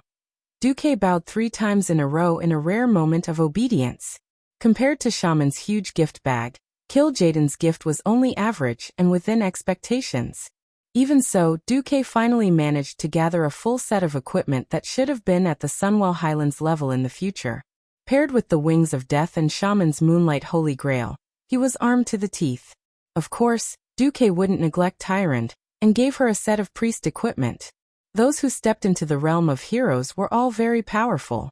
For example, Tyrant was a huntress and a priest, at the same time. In theory, she could wear chainmail like a hunter, but considering that her most lethal skill was the divine arts, her attire was more inclined towards cloth armor. In the War of the Ancients, many demon lords had been killed. Unfortunately, Ronan and the others were all fattened up on Mount Hyjal, and basically didn't care about them. In the end, only Krasus changed his equipment. The problem was that this guy was a dragon. Dragons were the race that hated equipment the most. Their own scales, claws, and dragon breath were their strongest equipment. 3 days after the end of the Primordial War, it was finally time to part. Whether it was Ronan, Krasus, Grom, Vanessa, or Duke himself, they all felt like they were in a trance. Not to be tolerated by the world. Does not exist in this world. The world was rejecting Duque and the others, rejecting them. The indescribable feeling of the heavens and earth pressing down on them made it hard for them to breathe. On the balcony of the Alun shrine, Alun's incarnation led Isra and a group of demigods, while Tyrant led Malfurion and a group of mortals. They stared at Duque and the other 4. They had only known each other for a short period of time, but everyone knew that without these mysterious and powerful helpers from afar, this earth-shattering battle would have ended with the Burning Legion's complete victory. This was especially so for this mysterious Du Kong. As the core of the group of 6, he did not hesitate to disgrace himself by joining the Burning Legion, reversing the portal, destroying the Void Fortress in the Twisting Nether, and completely annihilating billions of demons. In one fell swoop, he established at least 10,000 years of peace in Azeroth. Until now, no one asked where the group of 6 came from. Everyone had a common goal: the Burning Legion. It was enough to understand this. Misty rays of light began to appear on the bodies of the remaining 5 people. It was as if a mysterious existence was using an eraser that could erase everything in the world, to gently erase their majestic figures.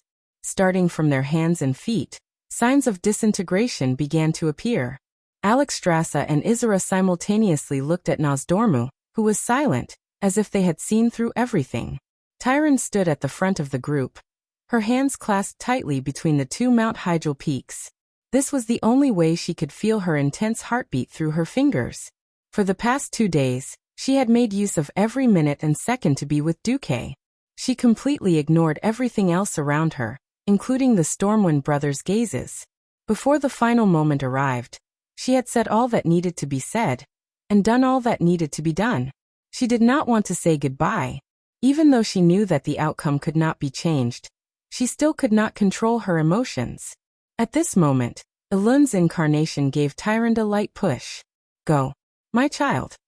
Without hesitation, Tyrande pounced forward, but when she opened her arms and crossed them, all she could see was an illusion. The last thing she saw was a face that only she could see, a face with a bitter smile. Oh, this was Du Kang's true appearance. He was not as bad as she had imagined, nor was he very handsome, but he was very much like you. Tyrande knelt on the ground, her entire body filled with melancholy and reluctance.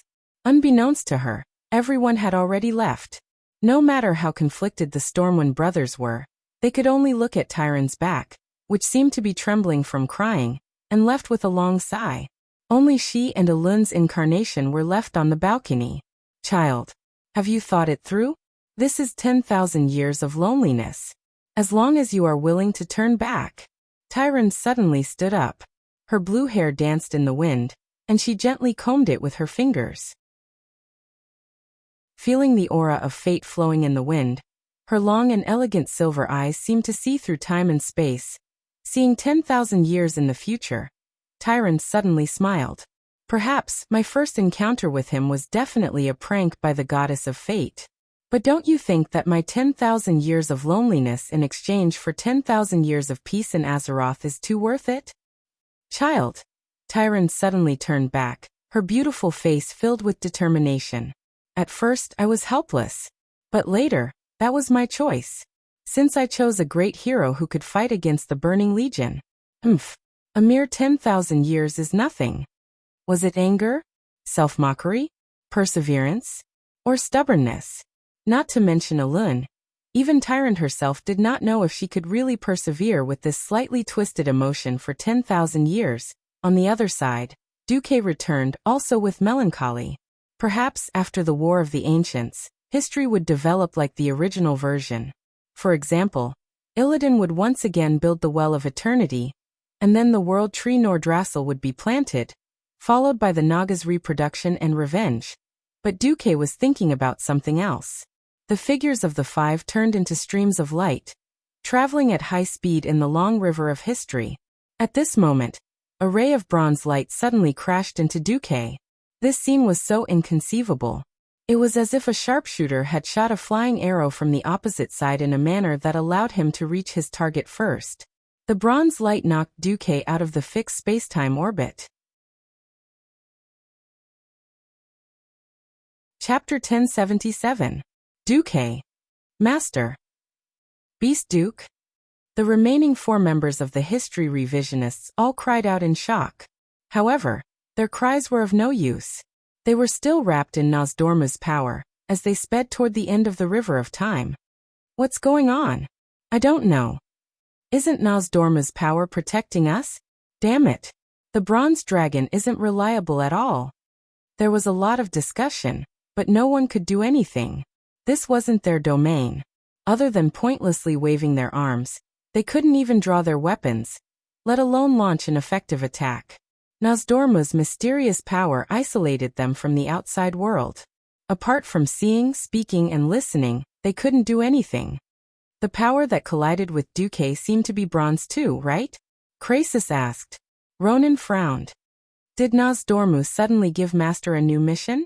Vanessa was furious. That's not how you order people around. Grum hammered his thigh. Bastard. Then Lord Roar fell silent. No one knew who he was cursing or what he was cursing at. At this moment, in the void of the time crevice far behind the four of them, Duke was staring at a huge bronze dragon in the air. Hello, Duke Marcus. I am Andam, a subordinate of His Majesty Nozdormu. The bronze dragon lowered his head slightly to show his respect. Oh. Duke didn't even lift his eyelids, as if he was in a half-awake state as he sized up this huge bronze dragon. I'm sorry to interrupt your return. There's an emergency. Time and space are in disorder again. His Majesty's command, you Duke Marcus, are to head to the point of disorder immediately.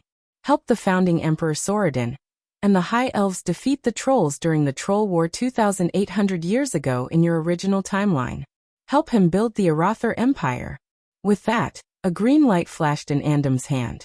A magic scroll appeared in his claws, and he handed it to Duke. It was clearly an order. Duke frowned. Let me have a look. Yes, the situation is urgent, so there's no time to explain. Please take a look at the order book for the specifics. I'll open the time passage to the Troll War right away. Then, after seeing Duke take the scroll, Andam began to cast a spell.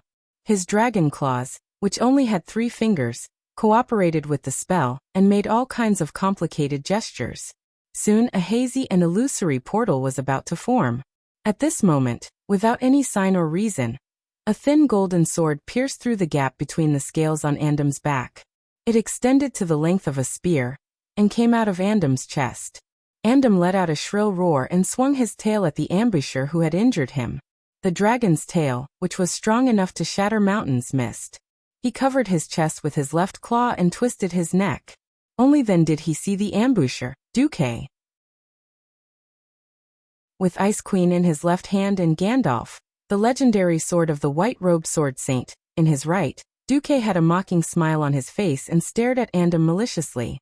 Duke Marcus, how dare you hurt me? Do you know what you're doing? You're challenging His Majesty Nozdormu. Are you declaring war on the entire bronze dragon race? Andam roared. Duke was unmoved. Instead he sneered. Pretend. Keep pretending. You're just a stupid eternal dragon, and you want to fool me? Andam's face suddenly darkened.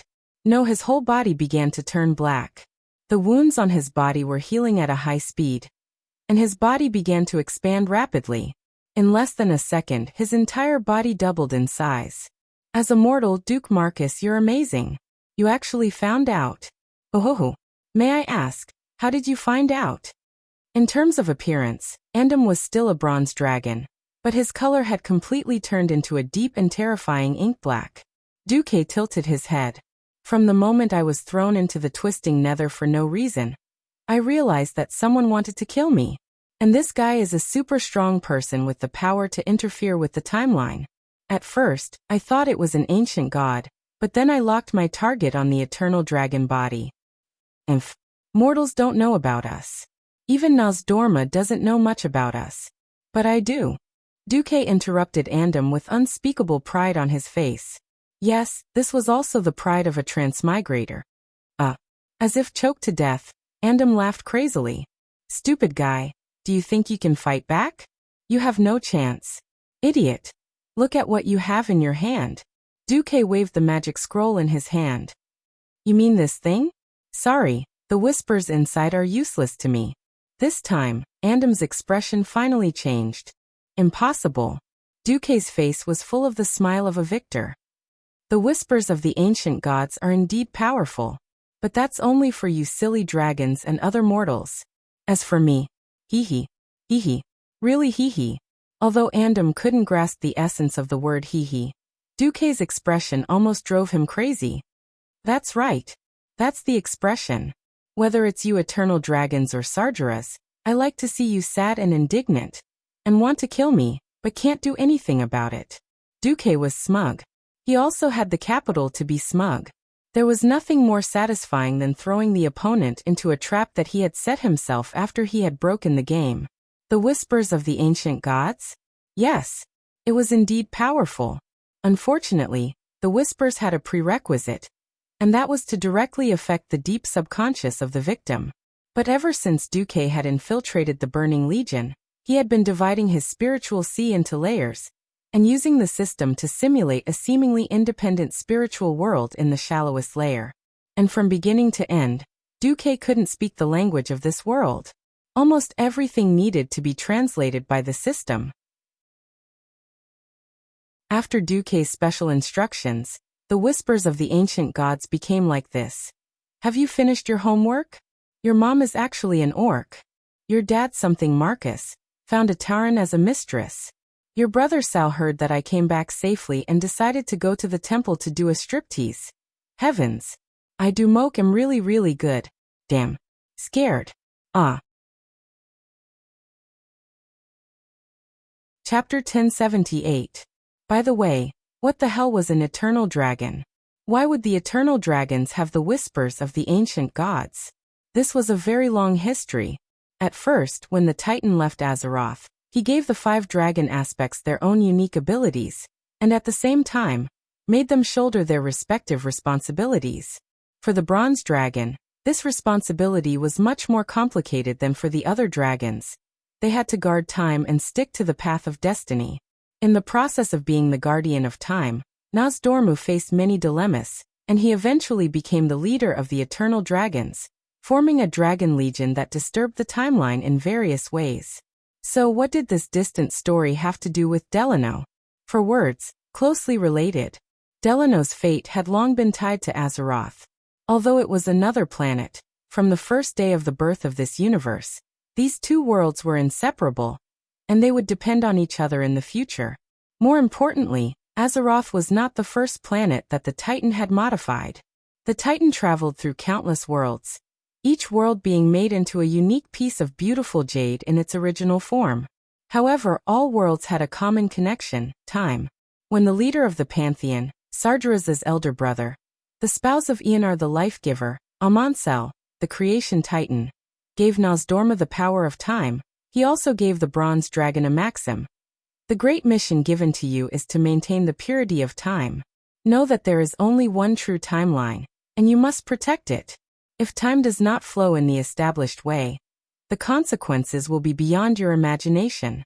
The structure of reality will fall apart. This is a heavy task, the foundation of all tasks in this world, because without time, there is no life. There was only one true timeline, not only for Azeroth, but also for the entire grand universe. So did parallel times exist? Of course. Moreover, the parallel time was constantly threatening to jump to the real timeline.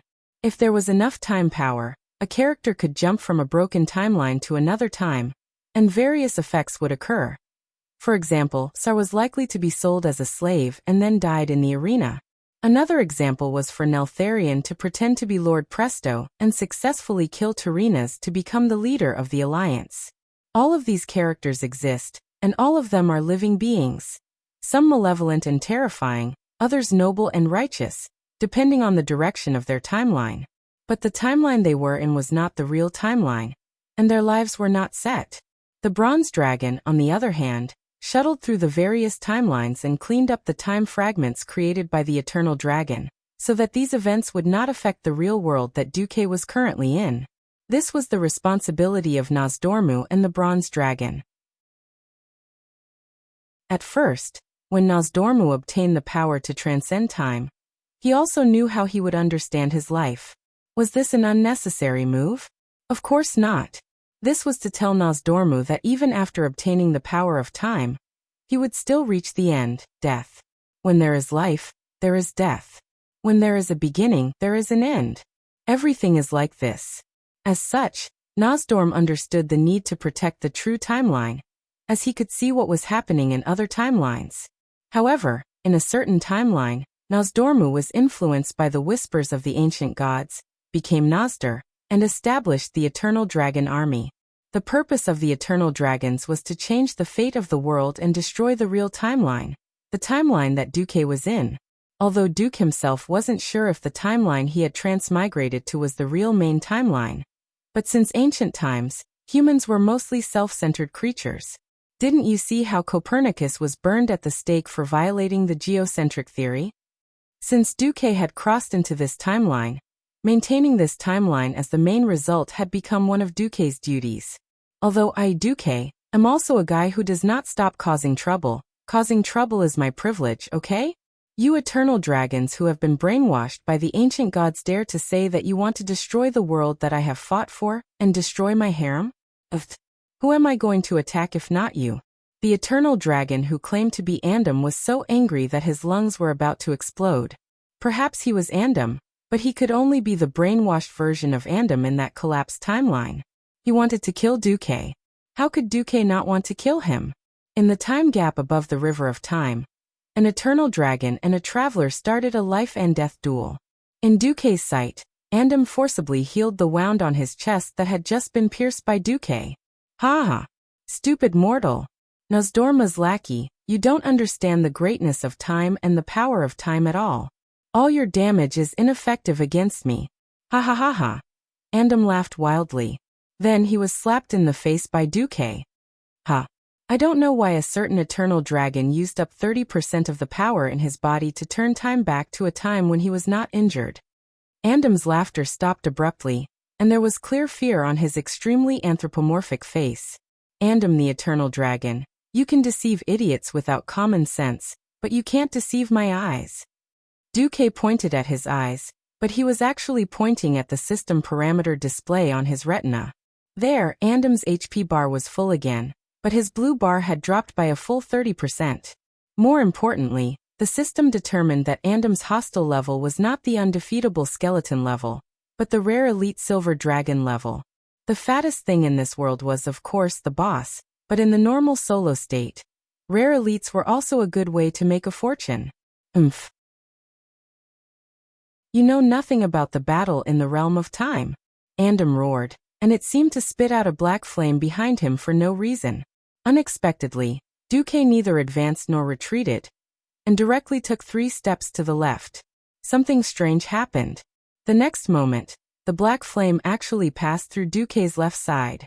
It looked like Duque had almost hit the dragon's breath, but he was actually unharmed. Impossible? How can a mortal see through it? Andam was so surprised that he almost bit his tongue off. Haha, isn't it just the calculation of time and space?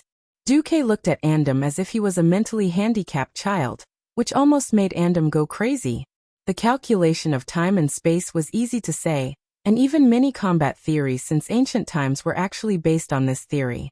But in the long river of time, who could calculate as accurately as Duque, who had the system elf? Chapter 1079. In a primitive duel, the easiest way for one party to see the other with a weapon was to stab the weapon directly at the shortest distance. It took time to stab, and during this time, if the other party blocked, dodged, or otherwise nullified the attacker's attack, it would be a successful defense. This was the difficulty of fighting in the river of time.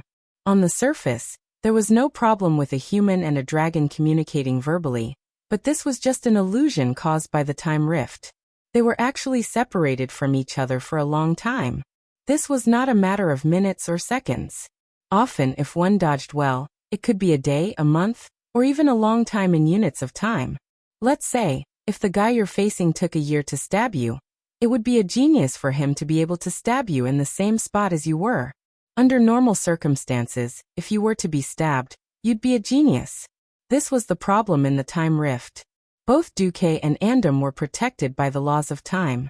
Although Duque had the power of Nozdorm, the laws of time between them had to be judged according to the laws in the river of time. To hurt each other, one had to calculate the true time and distance between each other. It stood to reason that a mortal like Duque could not have this ability, which was why Andam refused to believe it. However, in the next moment, Duque slapped the eternal dragon in the face with practical action. Slap. A huge palm of arcane energy slapped Andam's dragon face. This was not just a simple slap in the face. With the power of time in the river of time, the slap actually collapsed half of Andam's face. On Andam's long dragon mouth, the upper and lower lip muscles that covered the right dragon tooth were all slapped away. Strangely and terrifyingly, there was no blood splattering everywhere. and all the wounds turned into scabs in an instant. It could be clearly seen that many of the dragon teeth in Andam's right jaw had cracks, and then they gave off an ancient feeling. Finally, the teeth fell out. The eternal dragon's strong teeth were not destroyed by the impact, but old. Fall. Teeth. Duque's magic attack actually attracted the power of time, directly accelerating the decline and aging of the injured part. This time, Andam was afraid. He was truly afraid.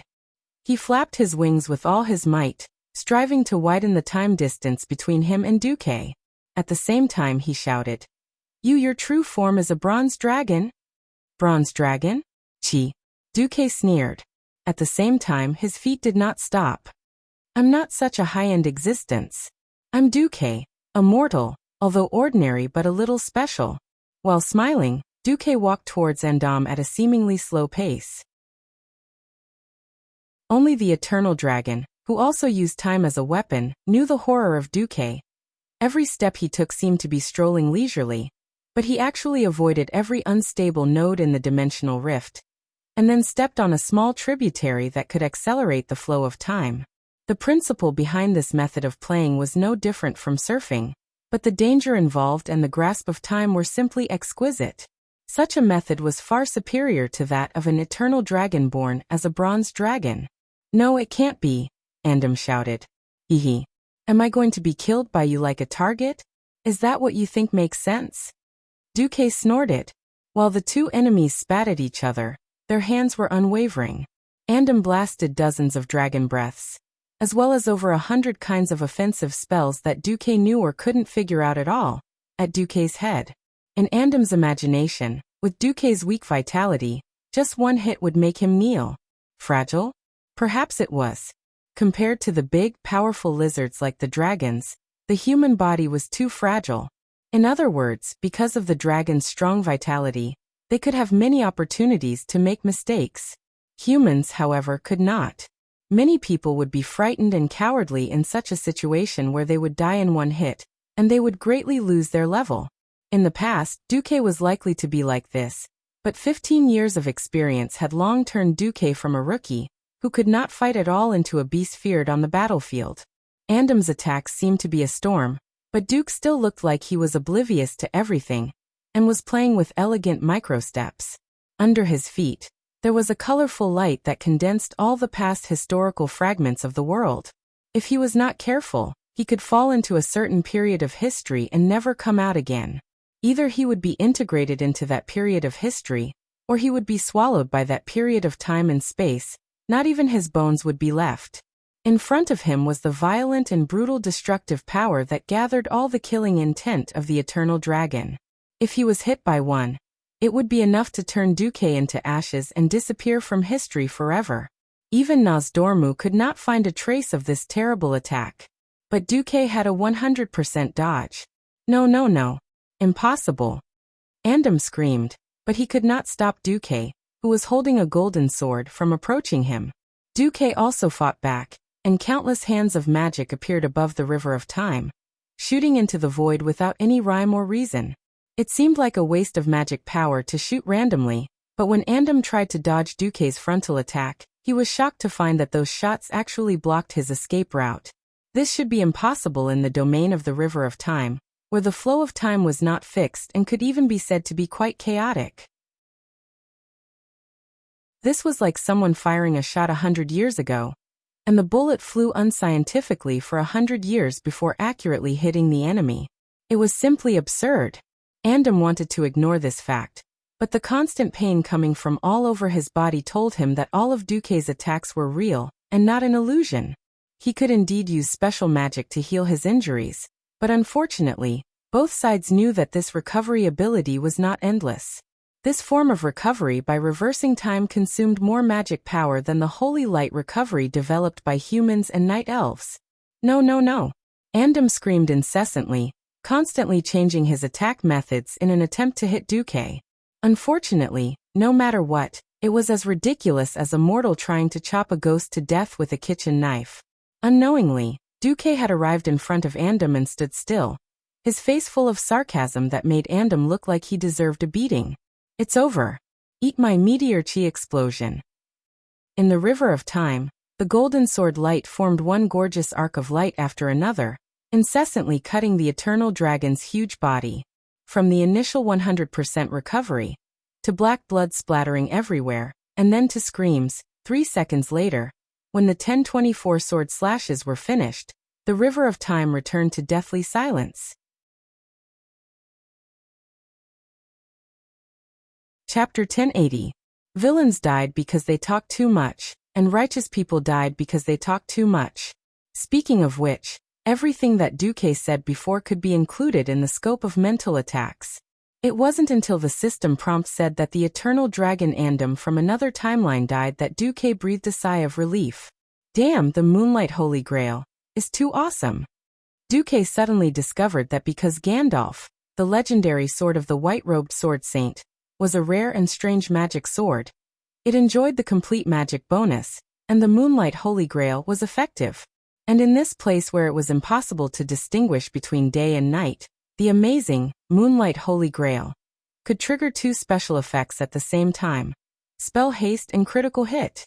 What was even more incredible was that in this space where time could be compressed and extended infinitely, attack speed and critical hit damage could be stacked almost infinitely. This was the birth of the completely unreasonable 1024 sword strikes in 3 seconds. The Eternal Dragon was actually chopped by Duque's melee attack. Duque quickly searched Andam's body and quickly calmed down. He sensed Nosdorm's power, and let himself fly back to the spacetime route that Nosdorm had set for him on the River of Time. In the end, Duque didn't have the ability to travel through time on his own. He could survive on the River of Time entirely, because of Nosdorm's power. Here came the problem. As insurance, Nosdorm must have injected a lot of power into Duque in the process of sending him back to the modern world. But no matter how much it was, it wouldn't be double. According to the system's estimation, it was about 130%. However, in the space-time rift just now, even though Duque had played a beautiful wave-like subtle steps above the River of Time, and dodged 100%, he still consumed a lot of time power because he entered the space-time rift. Only 98% of the original energy is left. Duque narrowed his eyes. Yes. According to the calculation, assuming that he successfully returned to the original time point of the Dark Portal in 16 years, the energy needed was 100, and now Duque needed 98. Don't underestimate the 2% difference. The slightest difference could lead to a great difference. If Duque were to kneel, he would definitely kneel at these 2 percentage points. Looks like I can only count on this. Duque looked at the ball of unknown energy wrapped in arcane energy in his hand. System Elf, begin analysis. That was what he had obtained from killing Andam. It wasn't a gold coin or a piece of legendary equipment, but a massive power. Duque felt a slight pain in his brain. It was the side effect of the System Elf extracting Duque's memories at high speed. As an engineering university student, his knowledge of physics and astronomy was passable. When the System Elf combined a large amount of modern knowledge with the power of time snatched from the Eternal Dragon, and put it together with the arcane Archmage's deceleration tactic for analysis, a mysterious magic tactic barged into Duque's mind. Time acceleration. Speed up? I can only use this bit of power once. Duque smiled bitterly. According to the original remaining power of time, Duque would obviously fall into the time period 16 years before the Dark Portal. Either he would go to a time point before his main body had transmigrated, or even worse, he would go to the world of Azeroth between the 1st and 16th years of the Dark Portal, where there was already a Duque. If the use of acceleration was too exaggerated, and he went to a later time point, my Duque's kingdom would be finished. Damn it. I hate the Eternal Dragon the most. The second is Nosdormu. He can't even protect me through time, and he has the nerve to ask me to work for him. Bah. In the future, whoever wants to go can go, but don't ask me and my people to go. Although he was cursing, Duque had to restrain his mind and concentrate on the River of Time. Through the time fragments that the system kept scanning, he confirmed where his end point was. When Duque saw the fragment of Thoradin the Great, Duque realized that it was a little close. Then, Duque saw the fragment of Aegwin dominating the world. Then, Aegwin beat up Sargeras, who was pretending to be a grandson, When Duque's retina showed that there was only 2% of the power of time left, Duque's spirit was lifted. Now is the time. Duque began to accelerate. Suddenly, he injected that small ball of power of Andam into the space-time shield around him, and Duque's whole body burst out with a stronger stream of light. Like a comet falling into the atmosphere, Duque's whole body glowed, dragging a long tail of flames, and swept across the sky above the river of time.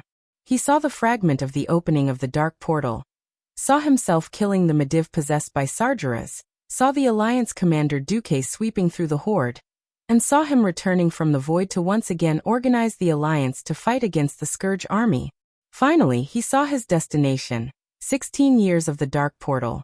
In front of him, it seemed that because Ronan and the others had just entered this part of the time node, Duque could still see the 4 small holes that had just been opened and not yet closed with the help of the system. Go in for me. Duque was too fast.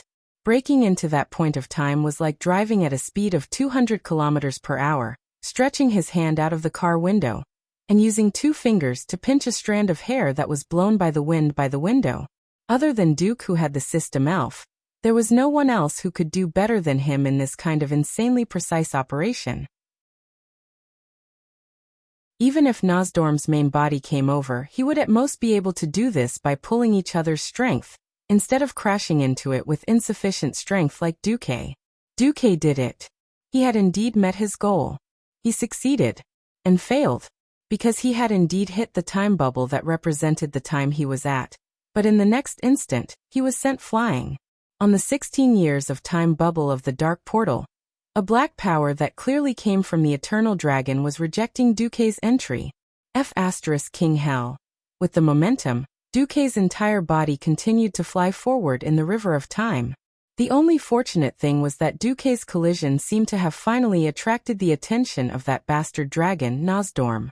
Right on top of the huge time bubble, a huge bronze dragon claw reached out and attempted to grab Duque, who was flying forward at high speed. Nosdorm failed. He grabbed nothing. Although it was just a little bit off, it was still nothing. Nosdorm, you useless dragon king. I won't let you go even if I become a ghost. Duque was furious. Duque cried. Duque was in despair. However, at the very end, a sentence suddenly appeared from the system. Analysis of space-time anchor, tactic completed, found the nearest anchor point in front. Do you want to enter? Yes. Duque said decisively. Chapter 1081. The 16th year of the Dark Portal was destined to be a turbulent one.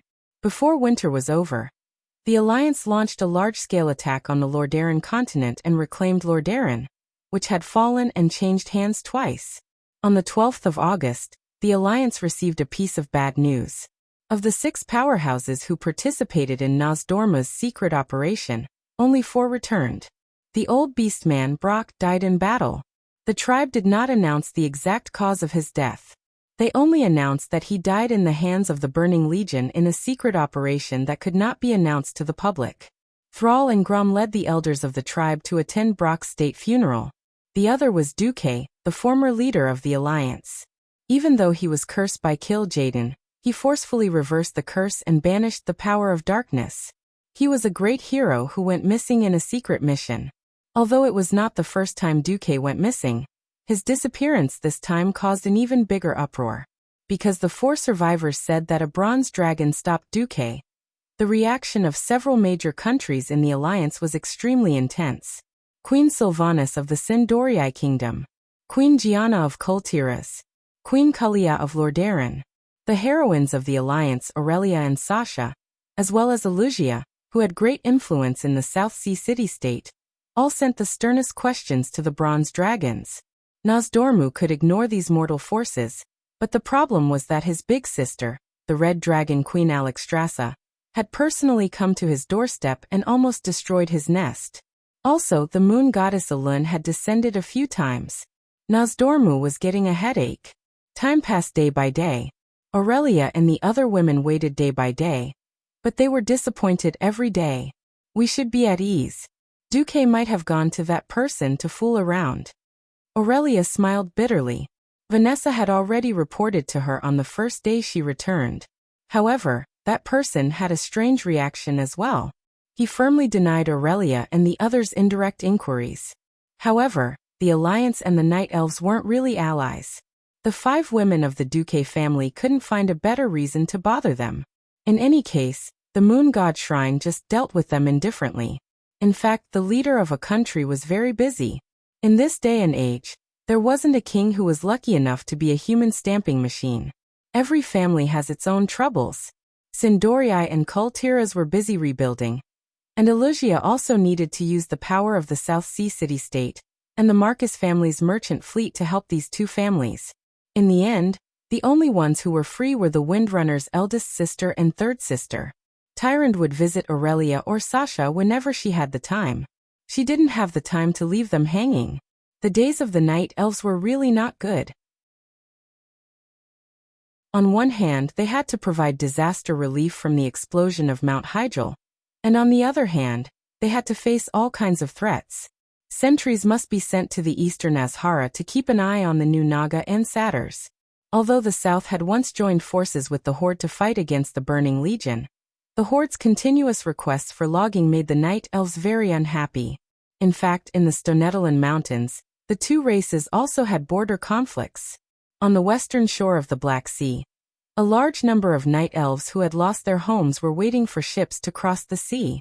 This was because in Teldrassil, Fandral Staghelm advocated to plant a second world tree there. At the same time, he tried his best to negotiate with the Dragon's Slumber Shrine, attempting to get the 3 Dragon Kings to continue to give blessings like the World Tree, Nordrassil. In other words, the Night Elves would lose their eternal life and youth. Many elves felt a sense of crisis. In the northern Winterspring Valley, they were invaded by the undead who claimed to be the Forsaken. In the central Fellwood Forest and Grey Valley, the remaining demons of the Burning Legion were still doing evil. Tyrande's claim that they were busy was definitely reasonable. After being repeatedly rejected, Aurelia and her sister rarely came to Teldrassil.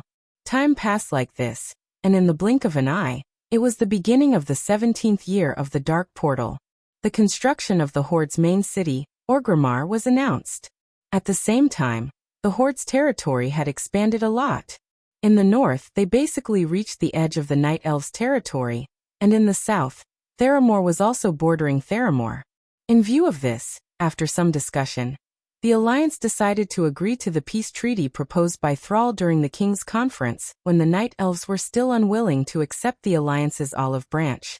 In June of the same year, as the new Alliance leader, Varian Wrynn, personally crossed the Endless Sea, and came to Theramore to meet with Thrall to sign the peace treaty between the Alliance and the Horde. In the end, Varian unexpectedly disappeared, and when he came back, he was completely muddle-headed. The Alliance suspected that it was a conspiracy by the Horde, and there were even conspiracy theorists who directly accused the Horde's wizards and warlocks of doing this. Thrall could not defend himself, and the relationship between the Alliance and the Horde suddenly froze. Time continued to pass. Who knew how many days, months, or years had passed? Suddenly, a huge ripple appeared in the thick clouds in the night sky. A comet fell from the sky, streaking across the sky with a long tail of flames, and crashed into the surface of a huge lake. Boom! A stone stirred up 1,000 ripples. The huge waves caused chaos on the beautiful shore of the lake. After a short but intense wave that was like a tsunami crashing into the shore, it was a mess everywhere. A human body that looked like a salted fish was washed to the shore. Am I dead? In a daze, the human body only saw a pair of white boots with golden embroidery standing in his blurry vision, and then he lost consciousness. After an unknown amount of time, Duque woke up.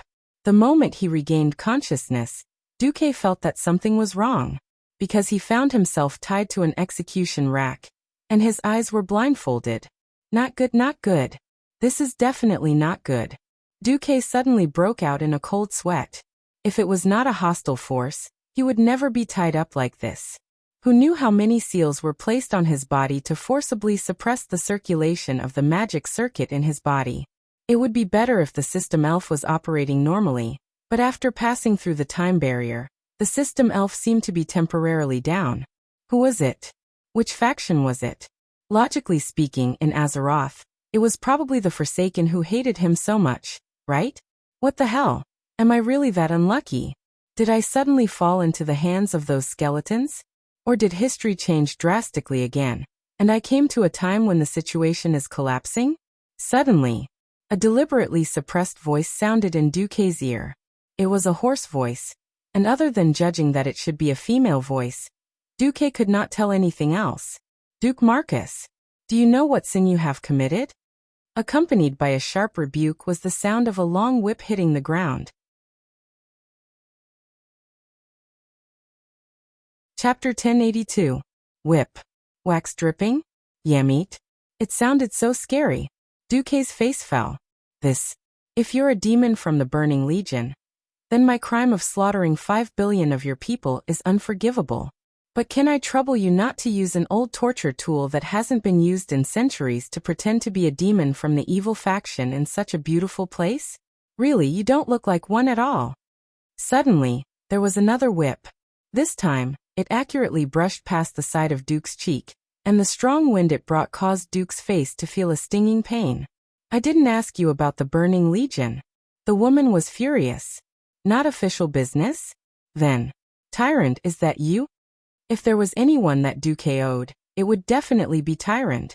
After all, whether it was intentional or not, he had committed crimes in the ancient war, and left her behind for 10,000 years.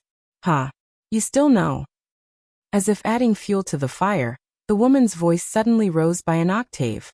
In her rage, she finally revealed her original voice. Everyone had their own unique way of speaking.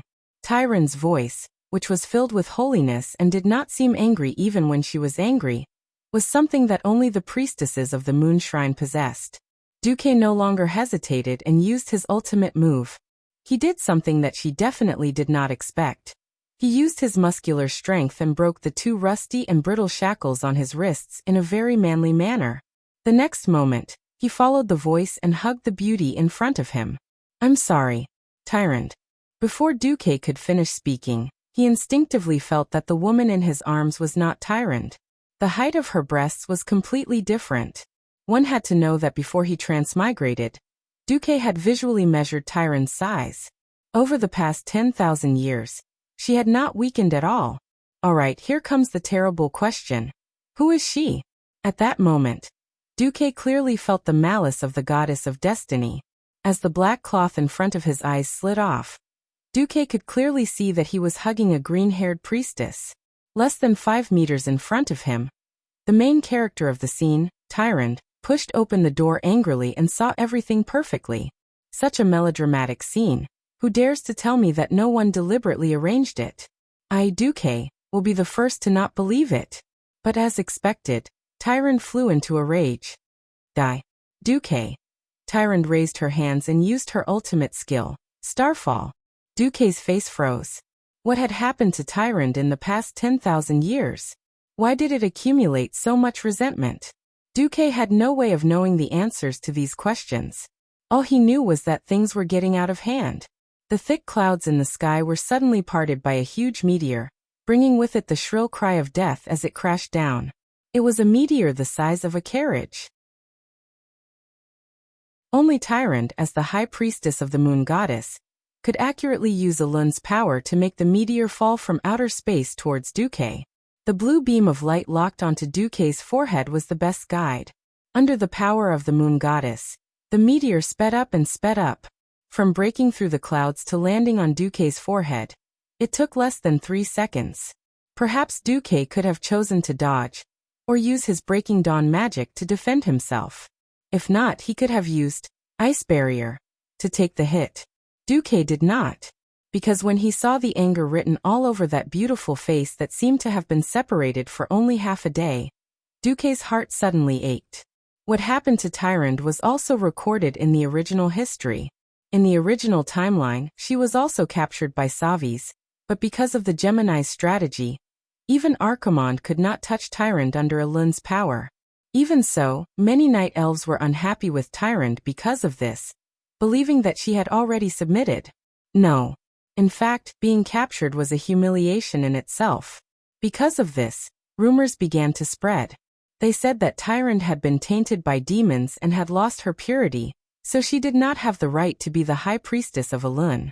They also said that Tyrant had already betrayed her people like Queen Azhara, but there was no evidence. There were even rumors that Tyrant had instructed Malfurion to protect Illidan, who should have been sentenced to death. In the original timeline, Tyrant was already so sad. Now that Duque was a living witness, Duque could totally imagine what kind of scolding Tyrant had endured in the past 10,000 years, such as being despicable, immersed in lust, abandoning the Stormrage brothers. Duque silently sensed the falling meteorite from the sky. When the death that fell from the sky smashed the roof and was about to fall on his head, Duque still made a heavy decision. It seemed like he had not died for a long time. Then I'll die this time, I owe you. Arcane impact. With only the force of impact pushed the woman in his arms away. Duque looked up 45 degrees to the sky, with a faint smile on his face, and opened his arms. Accompanying that resigned expression was the tear that flowed from his left eye. When the meteorite was less than a meter away from Duque's head, Duque silently mouthed 3 words. Yes. No. Rise. Then, Duque calmly closed his eyes and waited for death to come. Whoosh. Very abruptly, the sound of destruction came to an abrupt end. The once incomparably noisy world seemed to have been erased by the attack of the gods. Death did not come as expected. 1 second. 2 seconds. 3 seconds. When Duque could not help but open his eyes again, he saw an incomparably shocking scene. The meteorite that seemed to be able to pierce through a mountain had actually stopped less than 10 centimeters away from his head. A bright white light enveloped the entire meteorite, preventing it from descending any further.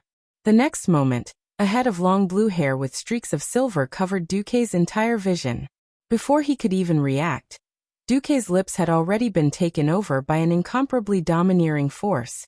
Under the immense force in front of him, Duque's entire body fell backwards, and he felt dizzy. That familiar deep kiss, that familiar feeling of her chest. That's right, it's definitely Tyrant. Duque was a little confused, but this did not stop him from enjoying the beauty's love. How long did they kiss? Almost to the point of suffocation. It was only then that Tyrant lifted her head reluctantly. Looking at the silver thread that connected their lips, Tyrant's face flushed red in an instant. Bastard! Why didn't you dodge? Tyrant scolded.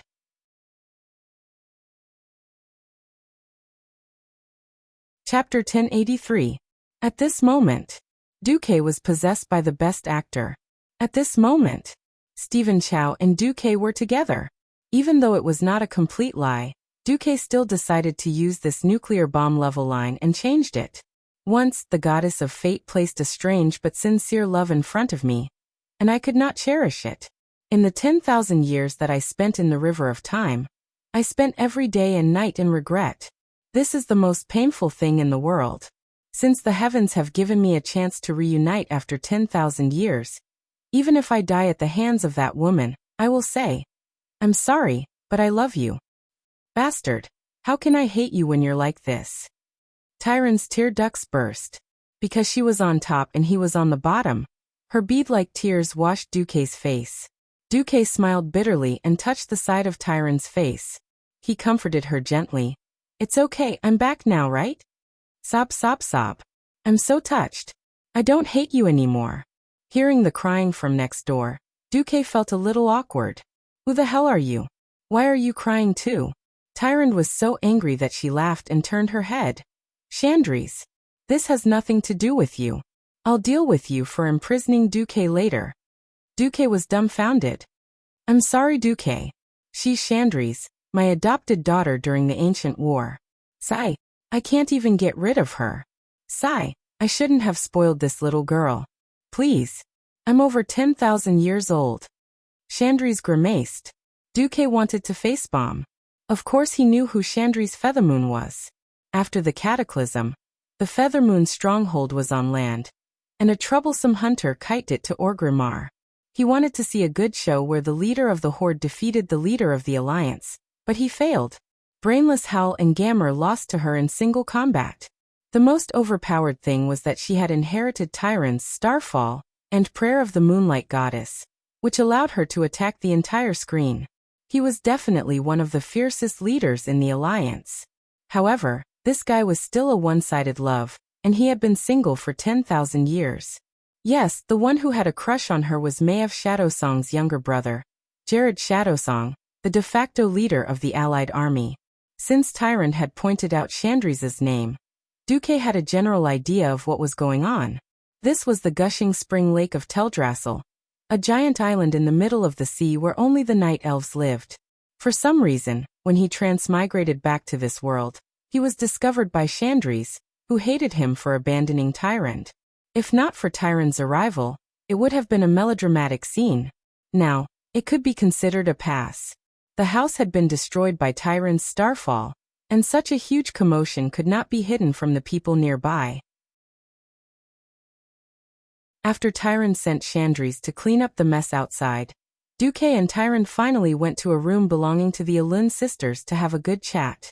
Duque was eager to know what had happened while he was away.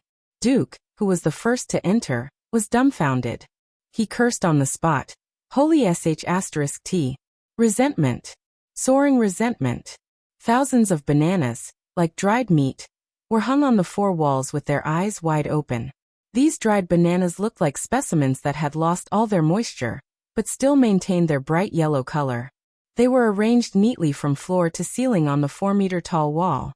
I suddenly remembered that I have something urgent to attend to. Duque turned around and left.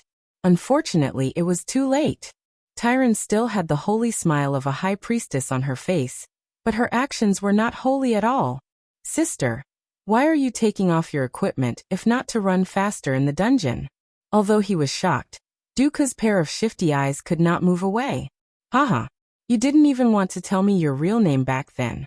In the end, 10,000 years later, when your lover found me and told me that you had gone to the ancient war, I found out that Duque was Duque. May I ask, dear Mr. Duque, what urgent matter is more important than catching up? Yes. The world of Azeroth is still waiting for me to save it, Duque said with his head held high. Oh, if it wasn't for the fact that you have protected the world of Azeroth for 10,000 years, do you think I would wait for you like an idiot for 10,000 years? Duque clenched his teeth and instinctively took a step back. As he did so, he fell to the ground. Tyrant, we are both people of status. Don't get physical. If you have something to say, let's talk. Fine. So what if I use my mouth to convince you? Tyrant put her hands behind her back, but she did not stop walking. She approached him step by step. At that moment, Duque finally understood what it meant to fall into one's own trap. Back then, when the 7 great sins broke out, he had given Tyrant 10 terabytes of information. Now retribution had come. Duque looked at the lingering bananas and finally broke down. Don't scare me.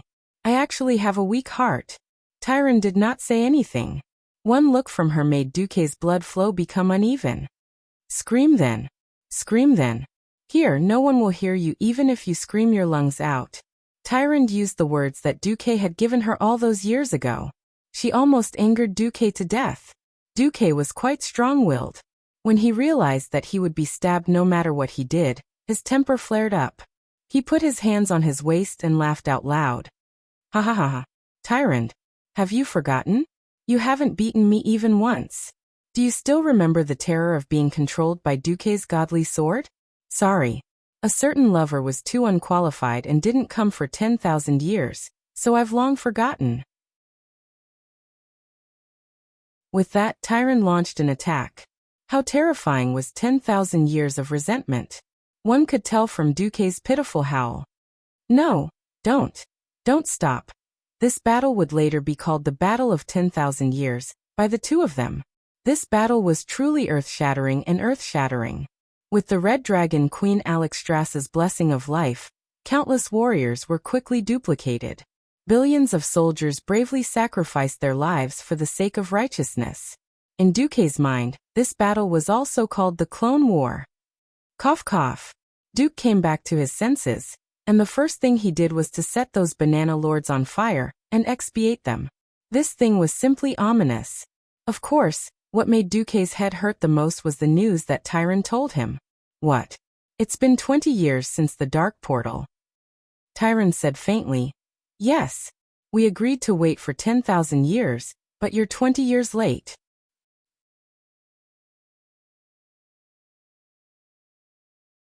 Chapter 1084. Dooku was like a dead dog in the soul. Thanks to the Red Dragon Queen's buff, Dooku made it through. He pressed down on Tyron just like that. Normal people wouldn't like such a feeling, but Tyron seemed to enjoy treating Dooku like a human blanket. As for being 20 years late, Dooku actually wanted to say that he was only 2/1000ths of a time late. But considering that Tyron's days felt like years, Dooku decided to shut his mouth. Transmigration is too messy. Tyron sighed. Blame Nosdorm. When I have time, I'll definitely find him. Forget it. I'm already very happy that you're back. At least I can tell myself that the long and painful wait has finally come to an end. Phew, Dooku exhaled. Get up. We have more things to do than a mountain. Eek. Just as Tyron stood up, her body suddenly stiffened. Her blue eyebrows furrowed. What? Does it hurt? I told you not to be so crazy. Dooku took the opportunity to lecture her. No, my body is fine. You just pressed against my hair. Dooku suddenly wanted to cry. Damn, a female driver can't be hurt while racing. Half an hour later, a radiant Tyron returned to the priestess and elegance of the high priestess. Dooku didn't know if he was a fraud or if Tyron was a fraud.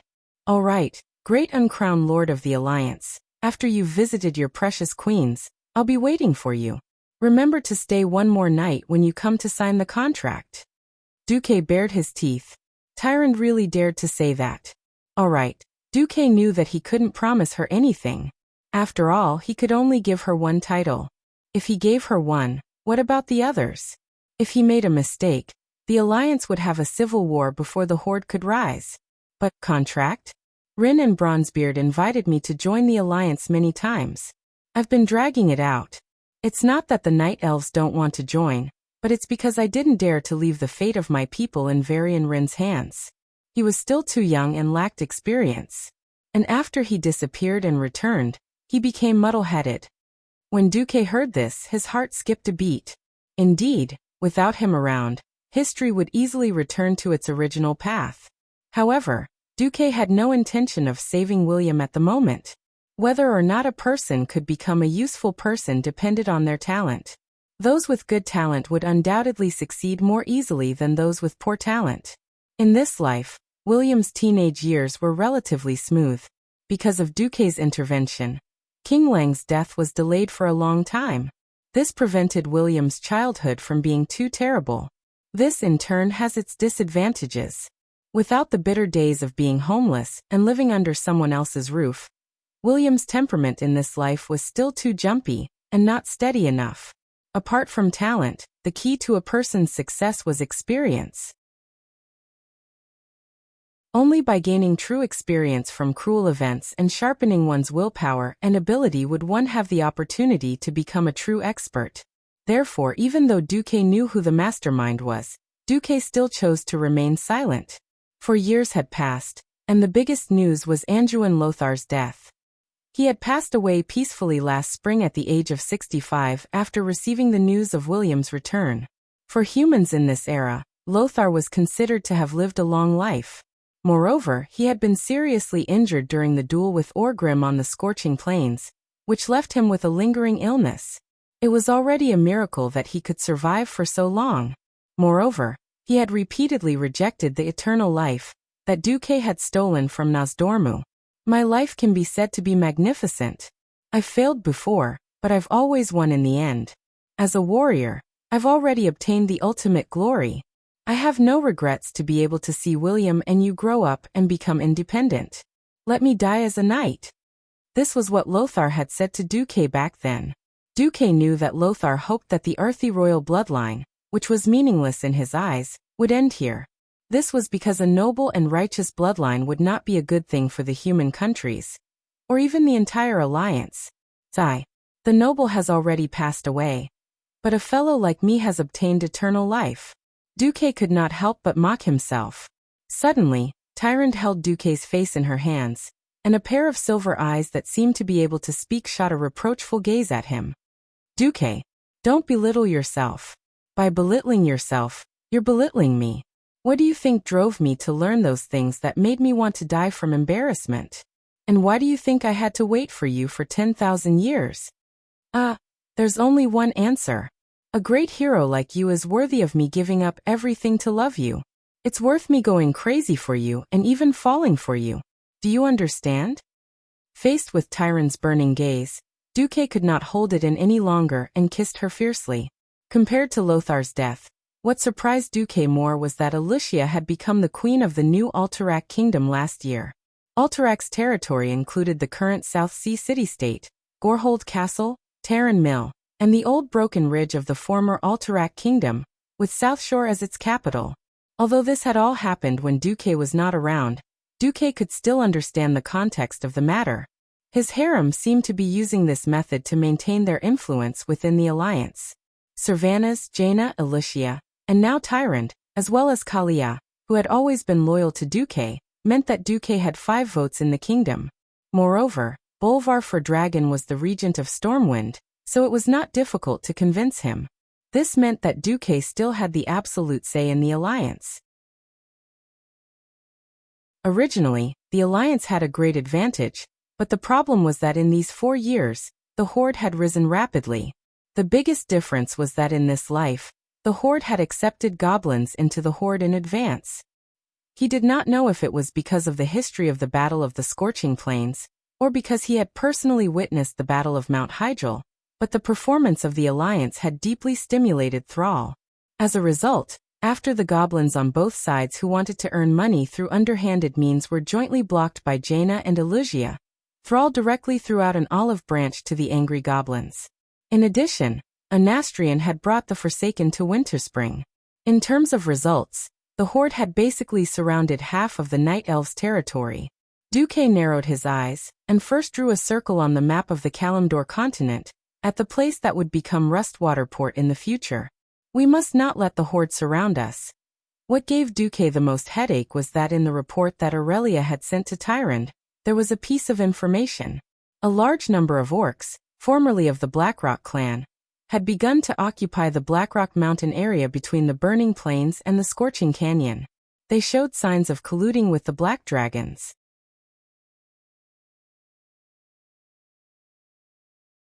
Chapter 1085. After returning, Duque had a mountain of things to do. He should have immediately returned to Stormwind, but he owed Tyrande too much. He could only give in under Tyrande's aggrieved gaze and agree to stay for a few more days. After the Battle of Mount Hyjal, Malfurion had once again entered the Emerald Dream, and Fandral Staghelm had just successfully planted the New World Tree Teldrassil. Although the Dragon Kings refused to bless the Night Elves with eternal life, the Night Elves who believed that the World Tree was everything were now worshipping Fandral. Tyrande did not bother with the popular Fandral, and instead gave him some of her worldly power. Duque asked around and felt that there were no problems. The leader of the Sentinels was now Chandri's Feathermoon, Tyrande's adopted daughter. In other words, Tyrande, who had military and divine power, was in no danger at all in terms of political power. But then again, daughter. I almost thought that Chandri's was our daughter. Duque seemed to say it casually, but he actually felt a little regretful. It had been 20 years since he transmigrated. Although his physical body was eternal, Duque felt that it was weird that no one had died. If it was just a woman, he might be able to push the blame. It's not that easy. Tyrande, who had just finished a great battle, smiled with satisfaction. Do you think I didn't want to have a child with you? With a child, I wouldn't have been so lonely in the past 10,000 years. But Goddess Elun told me not to think about it before I become a demigod. Ah! Duque cried out. What? Didn't the goddess repair your soul and expel the power of darkness for you after the War of the Ancients? Yes, that's right. After that, the goddess sighed. It was the first time she saw such a special soul. Tyrande sighed regretfully. Special? How so? The souls of other creatures are fixed.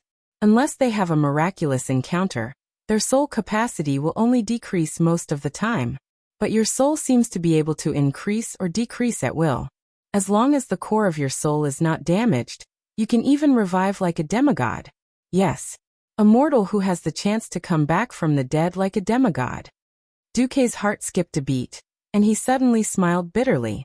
He didn't expect it to be like this. Coincidentally, his greatest secret came from his most special soul. Having such a soul is a blessing from the heavens for magic cultivation. The fact that you've reached the Breaking Dawn realm at such a young age proves this point. But Tyron touched her flat abdomen through her mooncloth priestess dress. A woman's stomach can give birth to life, but it still requires the soul seeds of both parents to be planted in it. Only then can a complete new life be born. Du Mao was dumbfounded. Whether it's me or the other lovers you've met before, the strength of our souls is pretty good. Unfortunately, it's not strong enough to bear your soul seed. That's why I'm willing to be your lover, not your wife. Tyron hugged Duque tenderly. Is that so? Duque was so shocked that he didn't know what to say. There was a faint bitter smile on Tyron's pure face. Of course it's true. Didn't you see that our goddess had no choice but to give herself to Lord Malorn? Only the strongest demigod can barely become the partner of a true god. Back then, our goddess had forcefully suppressed her own power to give birth to the demigod Cenarius. On the other hand, if you can become a demigod, you might be able to control and suppress the power of your own soul, and give us a child. Duque's heart was in turmoil. Damn, there's actually such a thing. It was very mysterious and very nonsensical, but Duque's intuition told him that it was all true. Duque secretly asked the system elf, and received a similar feeling. My apologies. Ever since you became a radiant moon wizard, your soul power has far surpassed that of a woman in the hero domain. I had no choice but to forbid you from leaking your soul power. Otherwise, every time you use your divine sword, you'll instantly give your opponent 100 radiant moon, Breaking Dawn level, spirit blast. If you want to take someone's life, I can help you open the door to your soul. Duque was also helpless when this matter was brought up. But deep down, Duque didn't want to suppress his power to give birth like a loon. Which father didn't want their offspring to surpass their parents? Look, the demigod Cenarius sounded very cool, didn't it?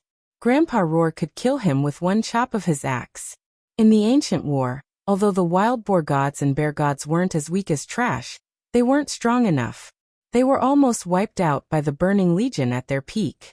At this thought, Duque let out a turbid breath. It seemed that he had to break through the Breaking Dawn level and become a demigod as soon as possible. At the demigod level, he would at least have a true immortal body. For example, White Stag Malorn. After he died in the ancient war, Elun didn't even cry, because Malorn didn't really die. Another example was Mediv, who was said to have died in Karazhan. When the Calamity army arrived, his mother made a move, and immediately believed in Brother Spring and revived on the spot. Pursuing immortality? It seems that I'm still a normal person. While Duque was mocking himself, he suddenly felt waves of spatial fluctuations. Tyron's expression darkened. Your lovers really do send people to keep an eye on me 24/7. I wanted to monopolize you for a few more days. Duque rubbed his forehead and thought, they're already giving you a lot of face. Otherwise, they would have attacked you immediately. How could they wait for more than a day? You've already made such a big commotion with Starfall. How can you hide it from them? Dark Portal, Year 20, December 25th. Many Alliance queens and important figures suddenly visited Teldrassil. Seeing Chandri stuttering as she sent a message saying that the Alliance queens had suddenly arrived, Tyron elegantly let go of Duque's hand, tidied up her clothes and smiled. Let them in. The door opened and Sylvanas, who couldn't hold herself back, was the first to rush in. She pressed Duque down and kissed him passionately. Alugia and the rest surrounded Duque gently, waiting for Sylvanas to finish venting his feelings before going up to him. Only Aurelia walked over and extended her right hand to Tyrant. Should I say welcome? Tyrant smiled like a flower. Time travel is a terrible thing, but this is good. At least in the calendar, I'm Duque's first woman. Aurelia rolled her eyes.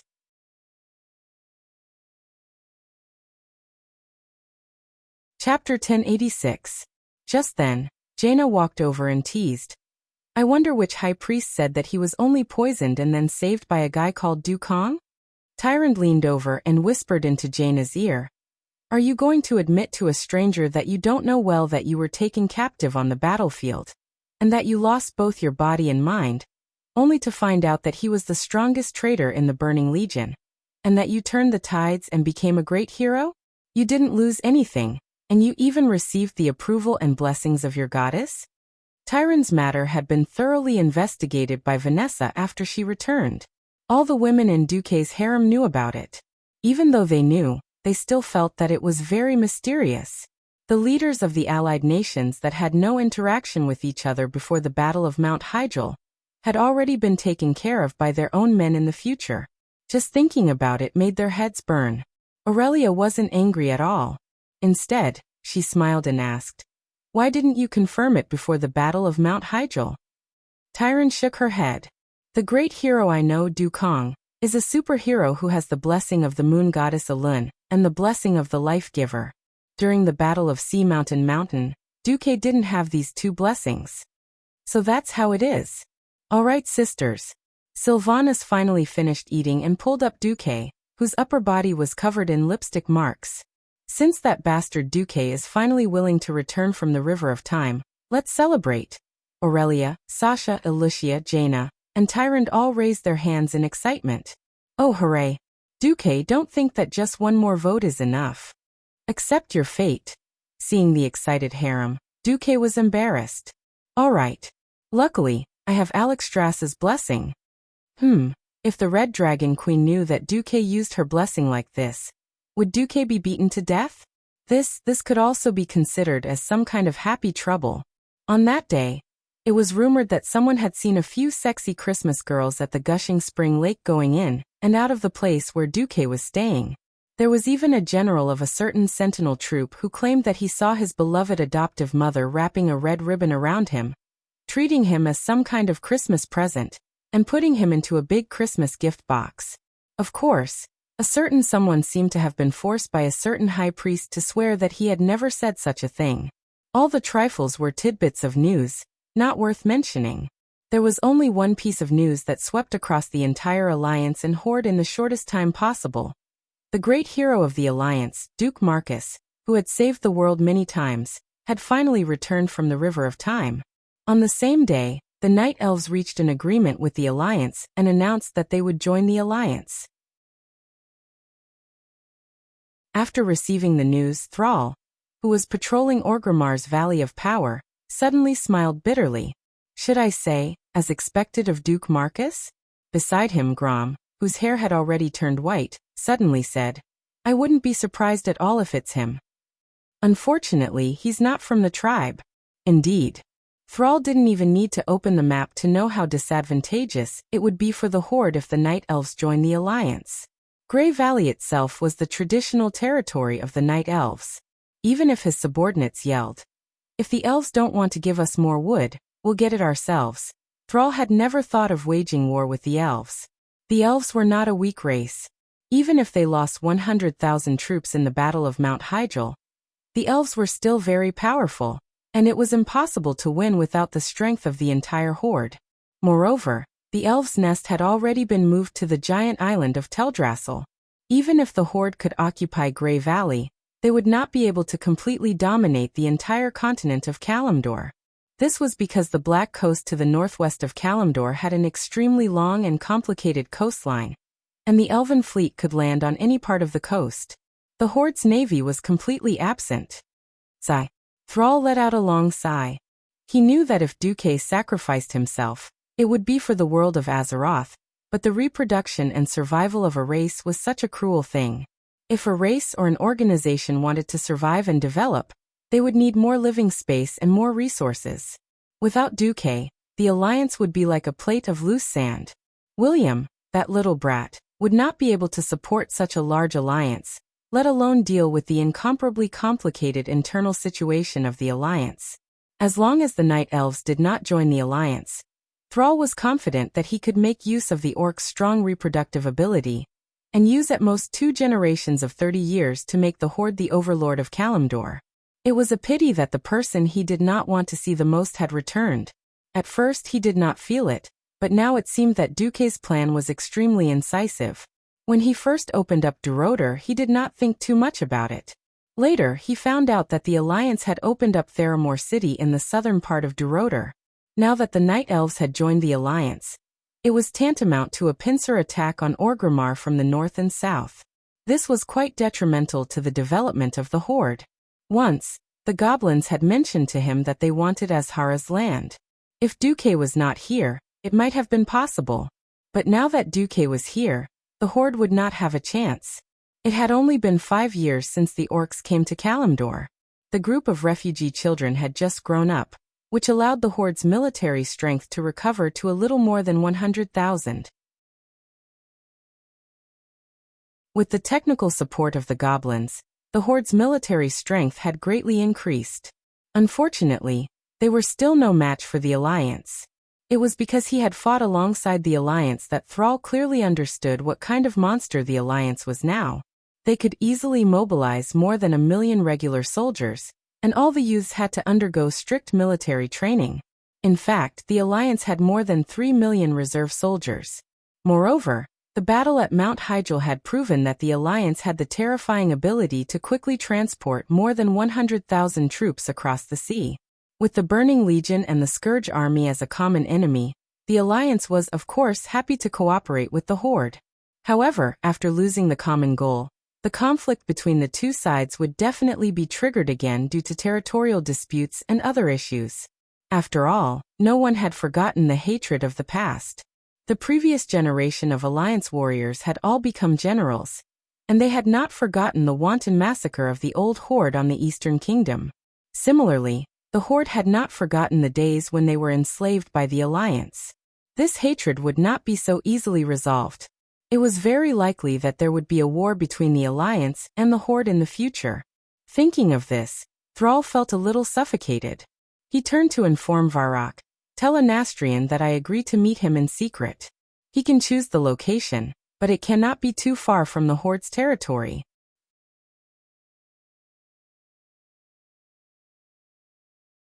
Chapter 1087. Grom was a little surprised. "You want to use those bones?" Thrall didn't care. Ever since the battle at the Dark Portal, the Horde has been using the Death Knight tradition, hasn't it?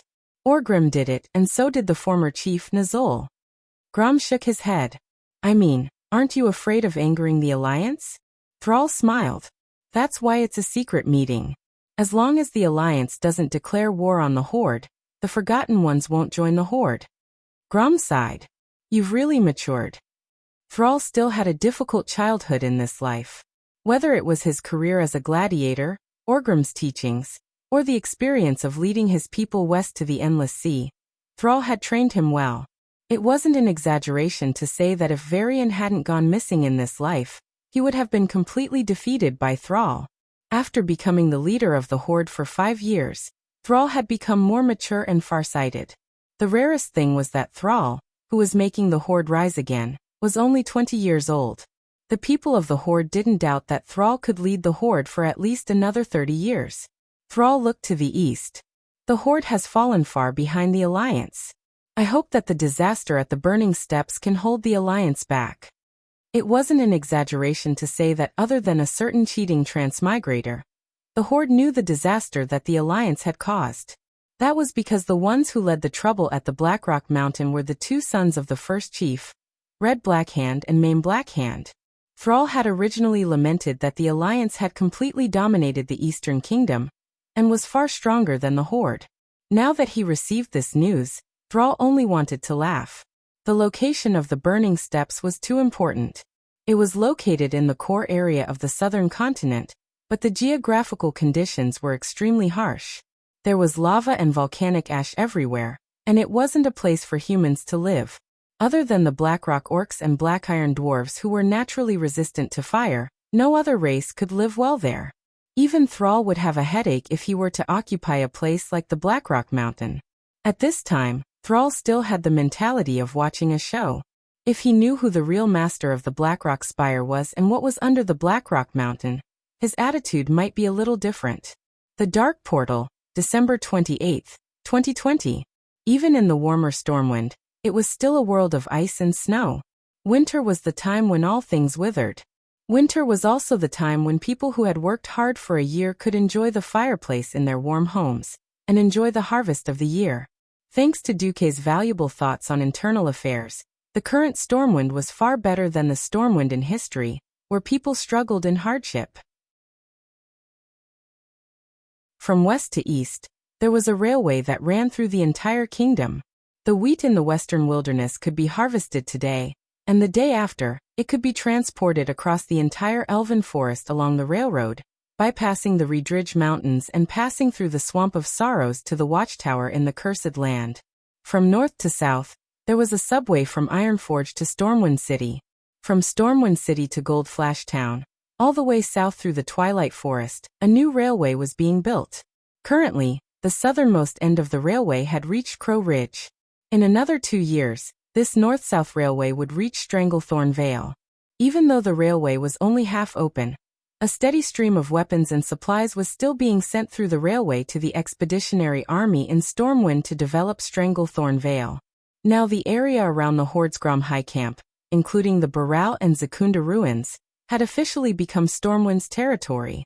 The entire kingdom was talking about the troll ornaments and gold tools that had been plundered from the Troll Empire's ruins. With the addition of the Redridge Mountains, the Swamp of Sorrows and the Upwind Path under Duque's control, Stormwind's territory was more than 3 times larger than it was in history. The prosperous situation made every citizen smile from ear to ear. At the same time, it also bred corruption.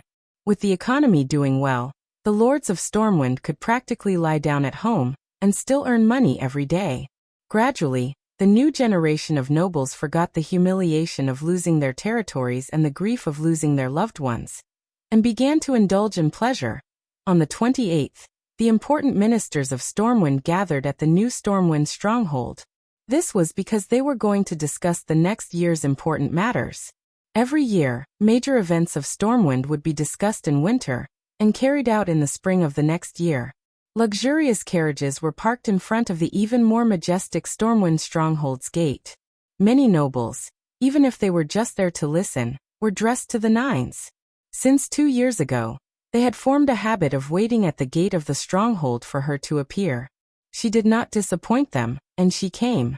2 pure black horses without a single strand of hair on them pulled a black carriage with golden edges and slowly drove into the square in front of the fortress. A peerless beauty stepped out of the carriage with the help of a marquis. She had long black hair that fell to her shoulders, soft and smooth. She seemed to have been carved by a craftsman in imitation of a goddess, and she had the most charming smile on her face.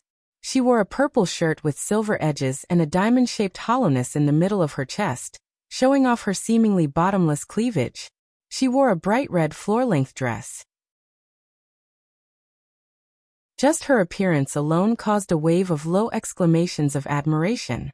For dozens of nobles to wait, those who did not know might have thought that there was a queen in Stormwind, and they were waiting for the queen to arrive with a posture of worship. Unfortunately, she was not a queen. She was just a countess, Countess Katrana Enristo, the illegitimate daughter of an old Stormwind noble. In fact, that noble had already been annihilated at sea during the retreat of Stormwind City in the first year of the Dark Portal. But she had enough documents to prove her identity, and with the most elegant speech and wisdom, she conquered the entire Stormwind noble circle in a short span of 3 years. If it wasn't for Duke's precedent, her rise to fame would have been a legend.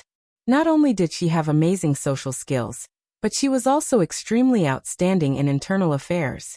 After Alucia ran off to become Alterax's queen, Bolvar had no choice but to accept the fact that this woman had snatched the power of internal affairs. Bolvar was an excellent regent. He was impeccable in terms of strength, virtue, and loyalty. Unfortunately, there was only one person in the world like Duque, who could even cross realms. His talent was all in military affairs. Originally, the next year's Internal Affairs Conference would still be the same as the past 2 years, with Katrana's words being in charge. This was because no one could refute her in the field of internal affairs. Today, the atmosphere seemed a little different. The nobles realized that beside the silly William, there was not only Bolvar's regent chair, but also a very mage-style chair. Suddenly, the ceremonial officer announced, "The Grand Duke of Stormwind, His Excellency Duke Marcus, has arrived."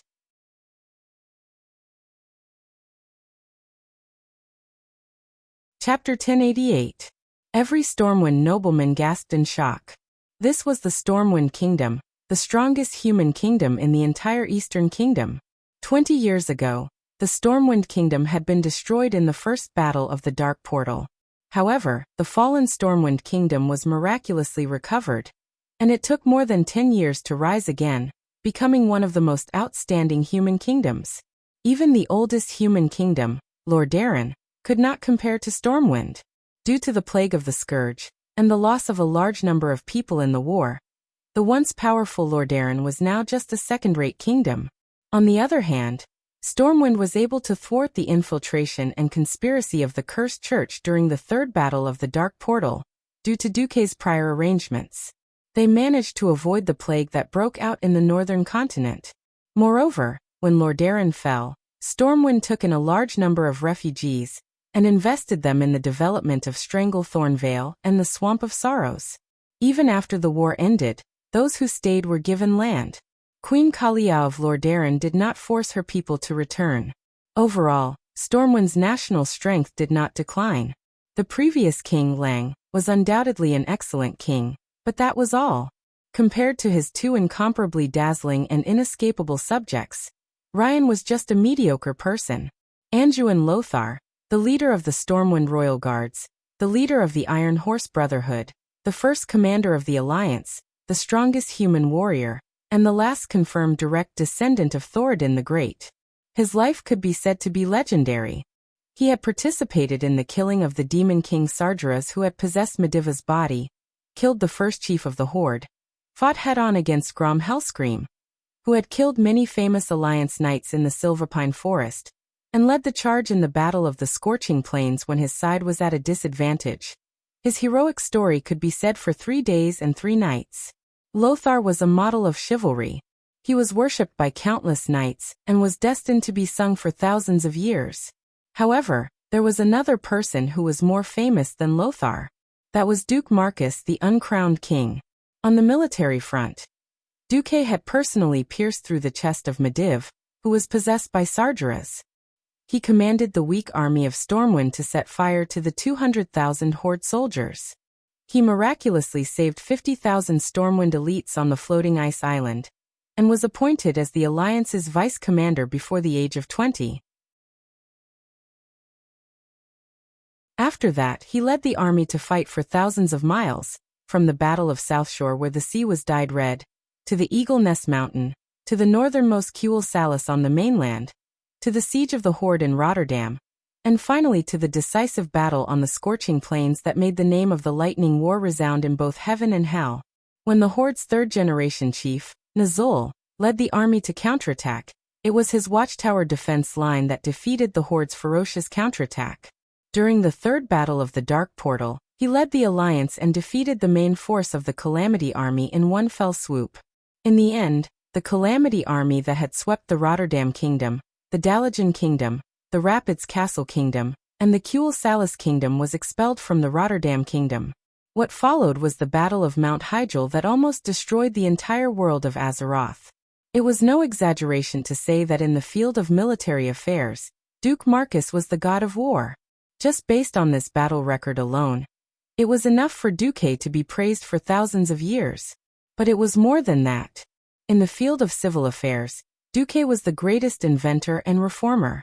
The new seeding technology, the mold-based construction of houses, the development of the marine economy in combination with the Murloc Nagas, the medical security system, the 6-year compulsory education, the economic construction of the Belt and Road Railway, and the Continental Integrated Economic Model that linked all railway and sea transportation. Many of his views and new ideas were fiercely opposed by countless people at the beginning. He used his unique vision and charisma to promote all of this in an almost tyrannical way. Time proved that everything he did and every policy he promulgated was correct. That was how the Stormwind, which had been completely destroyed by the war, was pulled into the Stormwind, which was extremely rich in resources today. His territory was already larger than the Stormwind, and even larger than many small countries. Rumors of his flirtatious exploits with several queens were spreading everywhere. No, it was no longer rumors. At least the 3 queens of Kurtiras, Lordaeron, and Alterac publicly announced that the person they loved was Duque. As long as Duque was willing, he would not hesitate to change the surname of the royal family to Marcus. However, Duque chose to be loyal, and like the other lords in the kingdom, he fulfilled his obligations as a vassal to the king of Stormwind. There was such a standard in the noble circle that was recognized all over the world. As long as a vassal paid taxes to the king on time, and sent troops according to the strength of the territory during the war, he was a perfect vassal. Obviously, Duque's Marcus family did this impeccably. Therefore, for the nobles, Duque was also the embodiment of loyalty. Originally, it was said that Duque almost died because he was cursed in the Battle of Mount Hygel, and after he recovered, he participated in the secret mission of the Dragon of Time, Nosdormu, and was likely to die in the River of Time. Suddenly, there was news that he had returned. After all, Duque was a legend among legends, a living legend. The nobles had mixed feelings. They coveted the benefits brought by Duque, but they also did not want Duque to return, because the return of such a powerful Grand Duke was bound to reshuffle the power of the entire kingdom. Compared to Duque, even Bolvar Dragon, the regent, had to step aside. As the ceremonial officer finished the roll call, an archmage dressed in a dazzling epic mage equipment appeared at the door of the conference hall. Every single piece of equipment on his body emitted a strong magical wave visible to the naked eye. Even though he had repeatedly suppressed the magical power of the equipment, the flowing light and vibrant colors still overshadowed the jewelry worn by the nobles. Half a step behind Duque were two vassals of Duque, Earl Edwin Van Cleve and Earl Reginald Windsor. Behind them were two beautiful women dressed in maid clothes, and one of them was an elf. Those who knew the inside story, of course, knew that one was Van Cleve's daughter, Vanessa, and the other was the former follower of Prince Kuel Salas, Solarian. Not to mention the two important ministers signing autographs. Even the maids were heroic domain masters or radiant moon mages. Only Duque could be so extravagant. Every noble, whether marquis or dukes, bowed their heads in respect. Duque strode forward, but stopped in front of a beautiful, black-haired female noble. "Hello. Beautiful lady, may I, Duke Marcus, have the honor to know your name?" "Hello. Your Excellency Duke Marcus. I am Countess Katrana Enristo." Katrana performed a very standard and elegant ladylike bow. "Very good. I'll remember you." A mysterious smile appeared on Duque's face.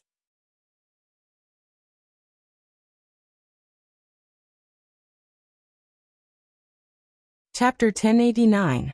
Remember you. The entire meeting hall was instantly filled with a low and rude commotion.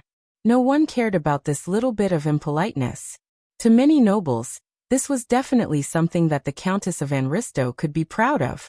Just like the epic achievements of the legendary hero, Duke Marcus, in the aristocratic circle, and even the commoners' daily conversations, if a lady was fancied by Duke, it could be regarded as a glory that could be bragged about for a lifetime. Once upon a time, because countless noble ladies had tried to climb into Duque's bed when he was just an ordinary noble, many nobles envied and hated Duque and slandered Duque's sexual orientation. Later, as Duque's female friends were exposed one by one, this group of nobles who were gossipy to death immediately changed the topic, and boasted that only women who could catch Duque's eye were the true top beauties in the world. Just look, Jaina, Alicia, Kalia, the three Windrunner sisters. All those who were related to Duque were all famous super beauties. Suddenly, Duque expressed interest in this new noble lady who had recently appeared in the circle of nobles in Stormwind. The noble's soul of gossip was burning. The female nobles were envious. The male nobles were pounding their chests and stamping their feet, because they felt that they had no advantage in front of the great hero and Grand Duke Duque. Apart from boasting that they had a slight advantage in terms of appearance, they all lost by a wide margin. Alright, this was just a small interlude. Although Bolvar, who had long been standing beside William, frowned at Duque's somewhat frivolous behavior, it did not matter. What happened next was the key. This was because the person Duque wanted to see was the King of Stormwind. This scene made many of the royal faction rather nervous because Duque's power was too great. King Lang had written more than one will before the war, appointing Anduin and Duque as regents for the young princes. The power of these two regents was beyond the imagination of outsiders. Andoin is my arm, and Duque is my brain. I trust them more than I trust myself. So, if they believe that my son does not have the right to be king, then they can choose another descendant of mine. If my bloodline is severed, then they have the right to hand over Stormwind to a more suitable person. They had the power to veto the Storm King. The power of these two regents was astonishing. What was even rarer was the fact that he had obtained the unanimous approval of King and Queen Lang, as well as the approval of the high-ranking nobles of Stormwind. At the end of the day, even Bolvar's position as the regent was actually given to him by Andoin. Obviously, even though they were both old storm nobles, Bolvar's prestige was far inferior to Andoin's. The most obvious example was that Varian's son was named Anduin Rin. And after this little prince was baptized in the Church of Holy Light, his Christian name was impressively Duma, the first two words of Duke Marcus. Bolvar was also rather nervous now because William, after his disappearance, he had become muddle-headed, just like a puppet. It was obvious that William was not suitable to be a king in such a state. If Duque announced that he was no longer a king, then Bolvar really could not find a reason to object. Under the watchful eyes of the crowd, Duque continued to move forward and arrived in front of the statue-like William, who was sitting foolishly on the throne. Seeing the beads of sweat on Bolvar's forehead, Duque smiled calmly. Phew! This smile made Bolvar, who represented the knights, secretly heave a sigh of relief. Unexpectedly, Duque did not kneel down on one knee or even bow. Instead, he bowed to Queen Tiffany, who was sitting on the throne beside William. This is after bowing. Duque raised his head and said in a clear voice, "My apologies. I will not bow to a soulless body." Queen Tiffany's face instantly turned pale. William is just sick. The Queen, who was supposed to have died in the riot of the Mason Brotherhood, was still fine because Van Cleef had followed Duque and Stormwind was not as chaotic as in history. Duque shook his head and said loudly so that all the nobles could hear, "No, this is not a sickness. His Majesty William Rin's soul is not in his body." Ah! A stone stirred up 1,000 ripples. The commotion among the nobles could not be suppressed. After his disappearance and recovery, William had been like a fool. Almost all the nobles thought that William had been hit in the head and was suffering from a concussion. Who knew that Duque would publicly say that William's soul was no longer in his body? If someone else had said this, there would definitely have been a lot of doubts. However, Duque was the strongest person in the realm of mystery. What's going on? Bolvar was very agitated. He stepped forward and almost wanted to grab Duque's shirt to ask. Everyone knew that William's disappearance had nothing to do with Duque. At that time, everyone knew that Duque had gone to participate in Nozdorma's secret mission. However, Duque suddenly said that William's soul was no longer in his body. This was obviously a huge conspiracy. Duque shook his head. "I don't know, but I can confirm that this is a type of evil magic. The Burning Legion or the Calamity Legion." Bolvar lost his voice. "No. If I have to say what it is, I'm afraid it's more like the methods of the ancient gods." "Then, don't worry, Bolvar. I have never thought of abolishing His Majesty William Rin, because..." Suddenly, Duque's aura became very mysterious, and a torturous aura surged out. "When I was floating in the river of time, I saw a fragment of William's glorious future." F***CK. Was it that ridiculous? He even saw the future. Alright, in theory, Duque had inherited it from Medivh. Medivh had already warned the various countries before the arrival of the Calamity Legion, which once again proved that Medivh was a torturous, no, a prophet. Now that Duque actually said that William would be very powerful, it was really hard for everyone to refute him. Duque turned his head and faced a large group of nobles. He raised his hands high and said, "I have always believed that humans are not born noble.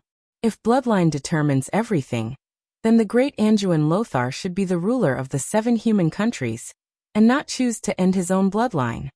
Duque's sudden statement caught the nobles off guard. Everyone was wondering what Duque was trying to do. Duque continued, "Whether a person is noble or not depends on his actions. Therefore, I think that His Majesty William who has always been committed to building a better country and doing his best for the alliance, is a competent king. Therefore, as the subjects of His Majesty, what we have to do is to build a greater country in Stormwind when His Majesty is not around.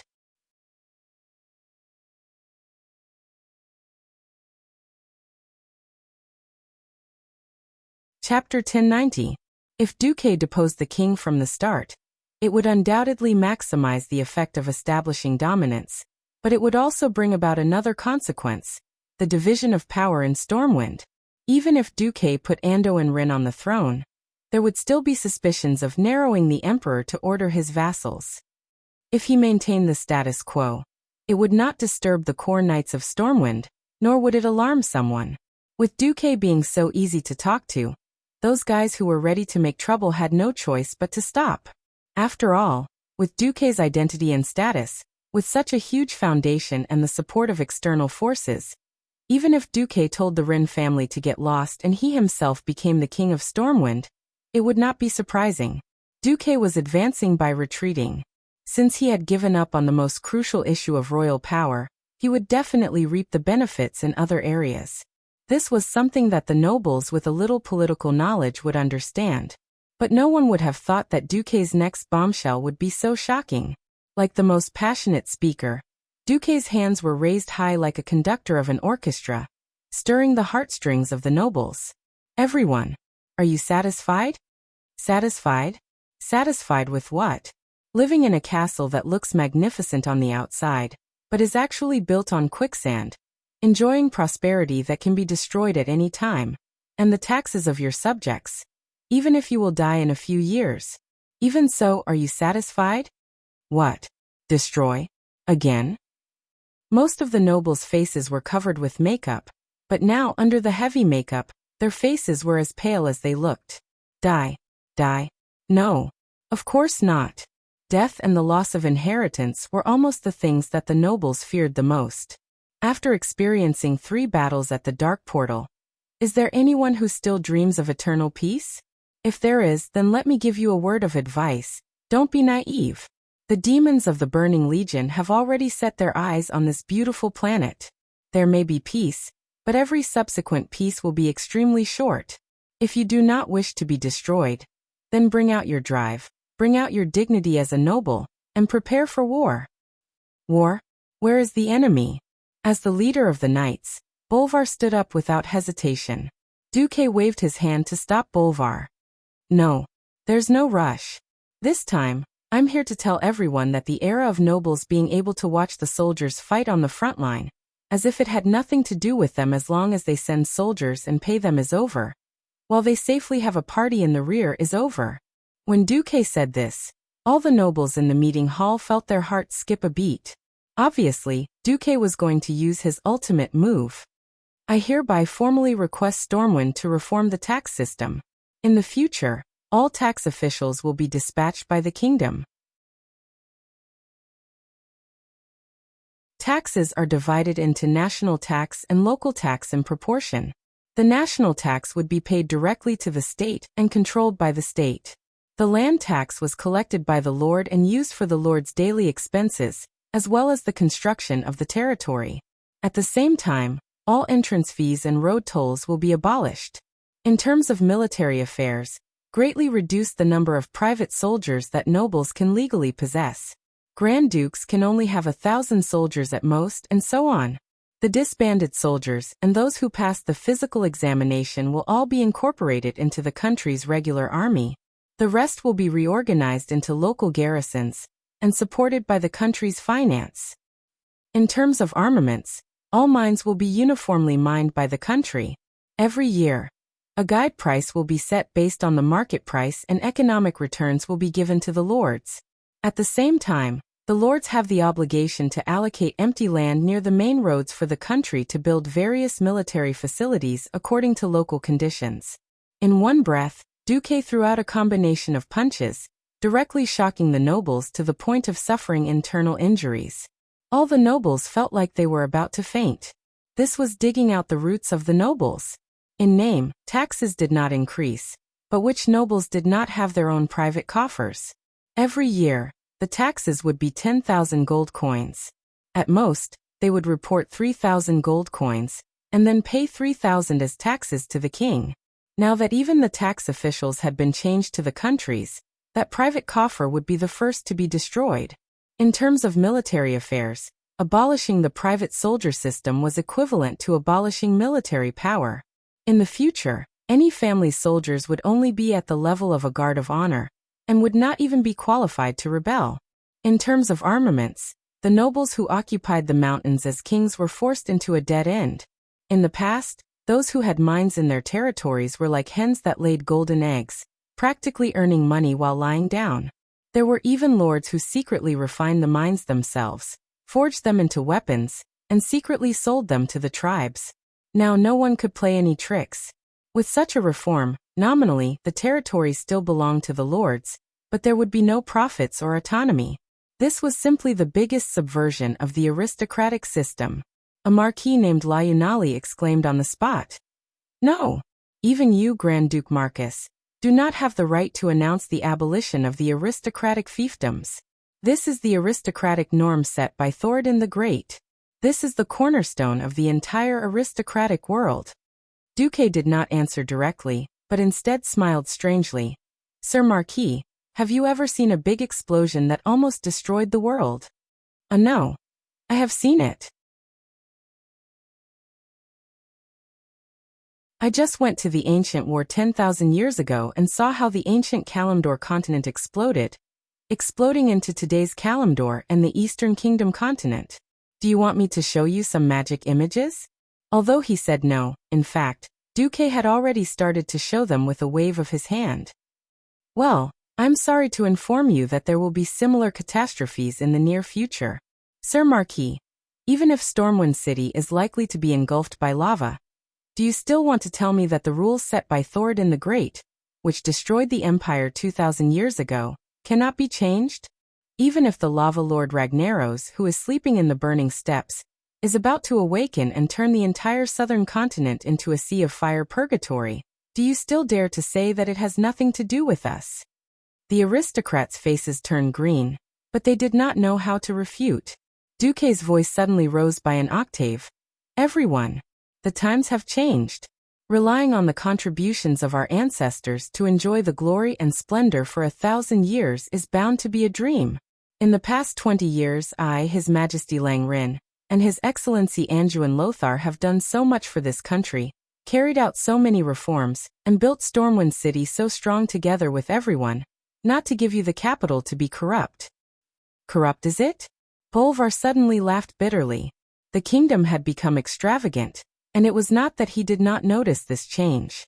But as a great aristocrat, he could not stop the aristocrats from indulging in gold every day, living the same luxurious life as before. It was only at this moment that he realized how great Duque's reforms were. The world is facing destruction. We do not need vermin. Aristocrats who claim to be the elites of the kingdom. You have no choice. Either you keep up with the changes of the times, or you fall behind. At this point, Duque's face revealed a murderous look. Of course. You can object. As long as you throw away the noble insignia on your chest and walk out of this door, your objection will take effect immediately.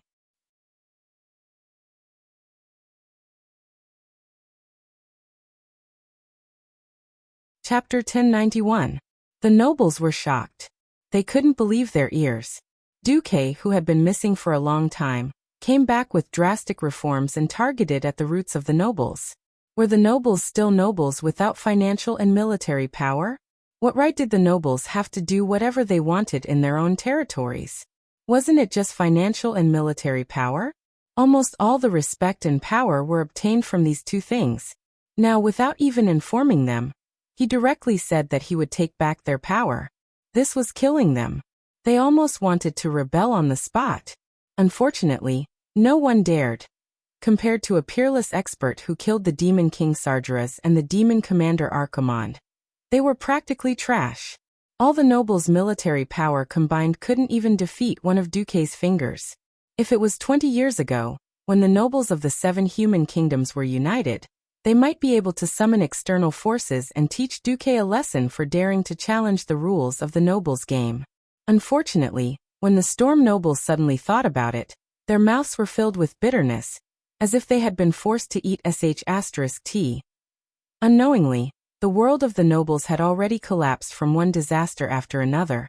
Among the 7 human kingdoms, Stormguard had already been destroyed and had yet to recover. Dalajan had a completely different system.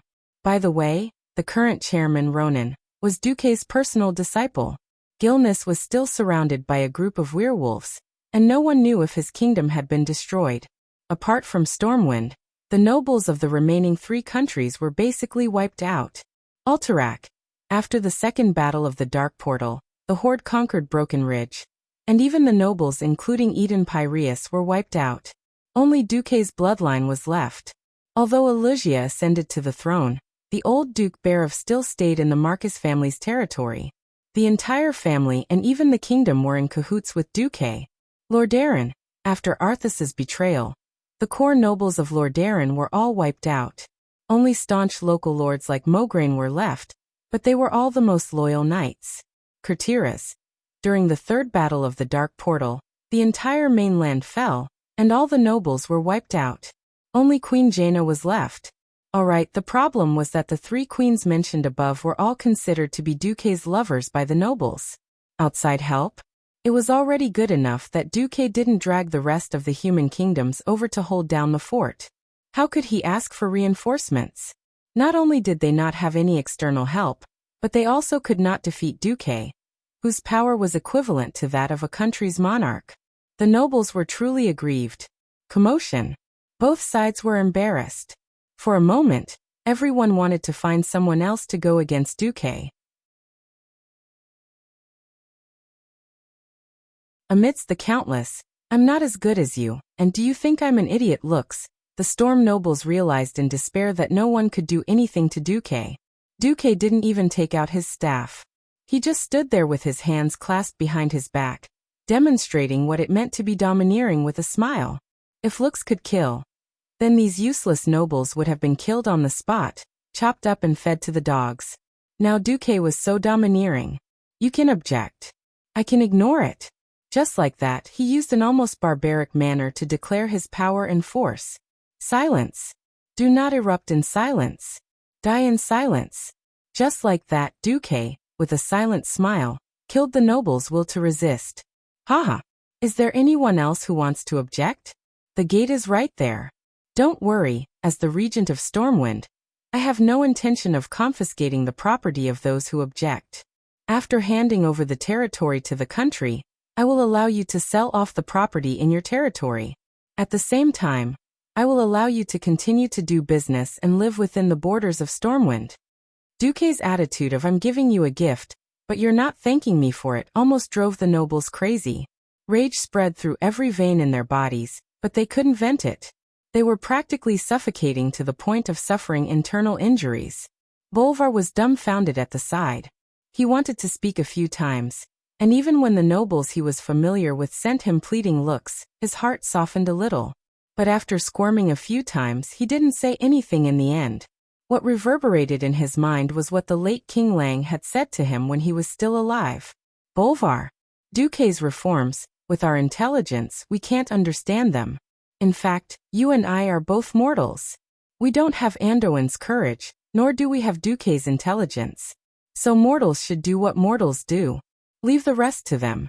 We only need to confirm that they are doing it for the good of the kingdom and the people. That's enough." That's right. The ones who were truly valued by the late king were Duque and Anduin. I, Bolvar, am just a person who keeps what I've accomplished. Because he knew the limits of his intelligence, Bolvar's loyalty to the House of Rin ultimately overrode the interests of these nobles. Duque forcefully suppressed Bolvar and the knights, and they didn't utter a word. The resolution, which was almost a disaster for the nobles, was passed just like that. As soon as the meeting ended, Bolvar couldn't wait to summon Duque.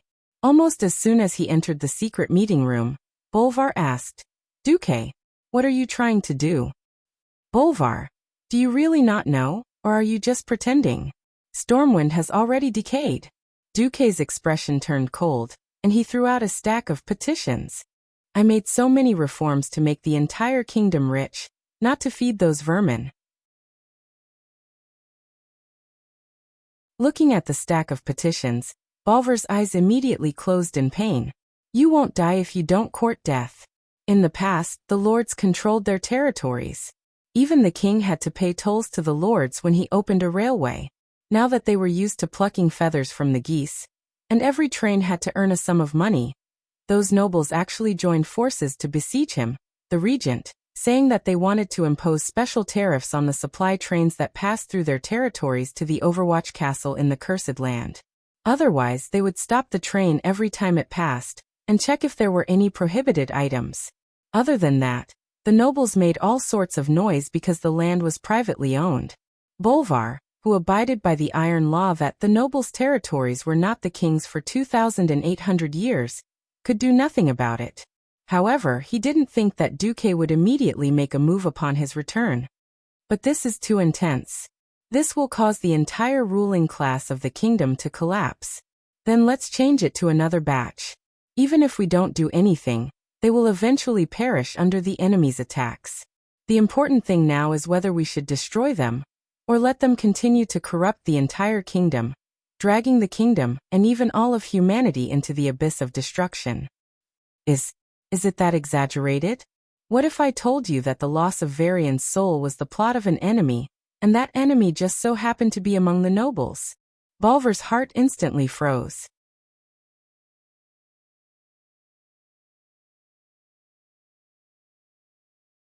Chapter 1092. Bolvar was an extremely principled and strong-willed man.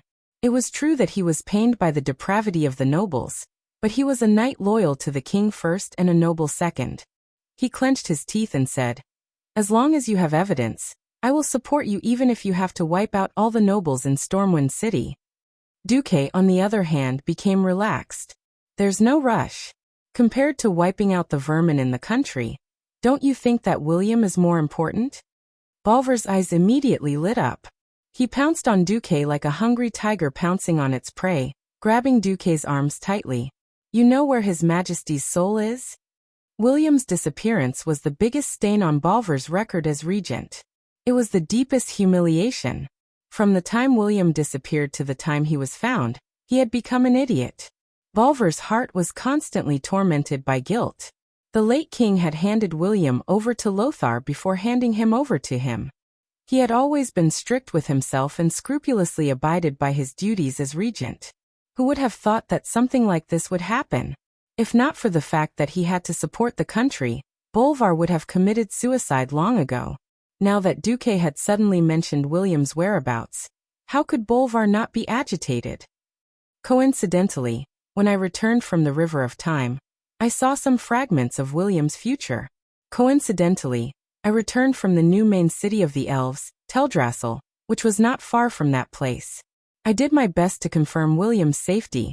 He had lost his memory, but his body was in good condition. Wait. You confirmed that it wasn't His Majesty's soul? Bolvar was shocked. Then could it be that the His Majesty beside us is a fake? No. He's real too. William was unfortunate enough to be split into two by the evil magic of a certain existence. The cowardly and lazy person in the hall was him. The William on the Kalimdor continent was also him. Bolvar opened his mouth wide, stunned by this strange news. Why didn't you say so earlier? After entering the room, Duque had already set up a magic barrier to prevent eavesdropping, but he still made a shushing gesture. If I say that, won't the one lurking among the nobles realize that I've seen through everything? Who the hell is that guy? Bolvar gnashed his teeth. To think that a mysterious and powerful enemy had infiltrated right under his nose. This was definitely a dereliction of duty on his part. Duque patted Bolvar on the shoulder. Brother, your acting is too bad. I can't tell you, but you can rest assured and leave that guy to me. I believe you. I'll leave the domestic affairs to you. I'll personally lead the troops to fetch the other emperor back. At this moment, Bolvar was like a fanatic who was obsessed with Duque. His eyes were filled with stars.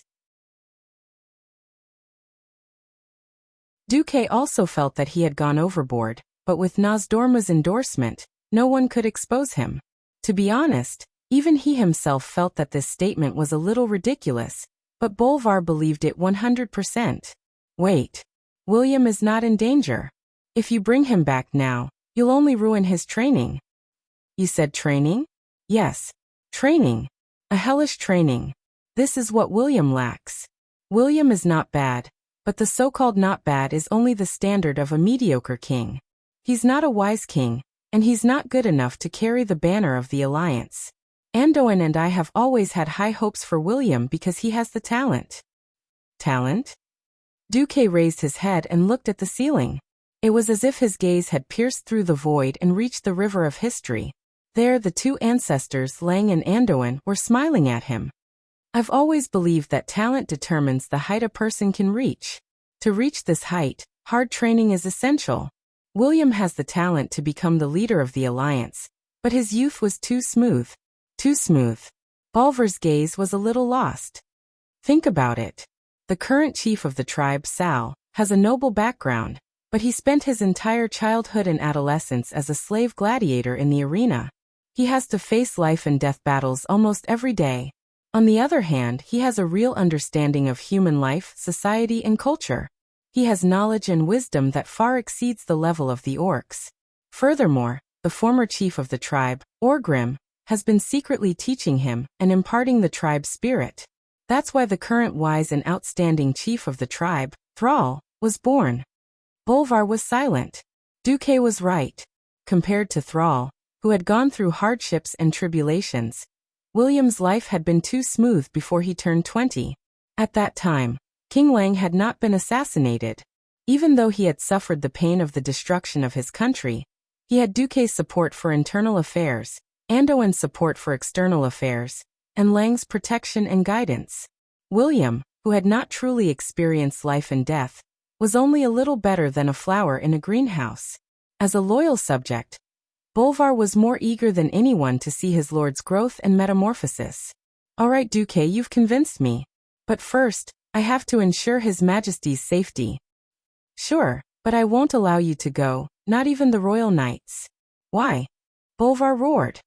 Please, that place is not for holy knights. The holy light on your bodies is even more dazzling than a lighthouse in the night. Even if you send ordinary knights there, those who only think of justice and loyalty will easily see the world as black and white, and mess things up. Bolvar understood Duque's meaning. All right. I'll let MI7 arrange for an elite team of rangers to go. Duque nodded in satisfaction. Coming out of the secret room, Duque sat in his personal carriage.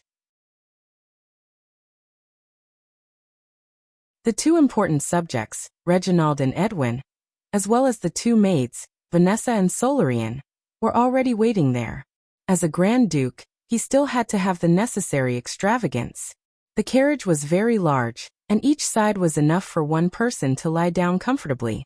There were also many protective spells and anti-eavesdropping spells. Sitting opposite him, Edwin Van Cleef was the first to bow his head and admit his mistake. I'm sorry, my lord. I didn't even know that a powerful enemy had infiltrated the kingdom. It's my fault. Haha. Do you know who she is now? Her. Edwin immediately reacted, even though he was not absolutely sure. Master, are you talking about Countess Enristo?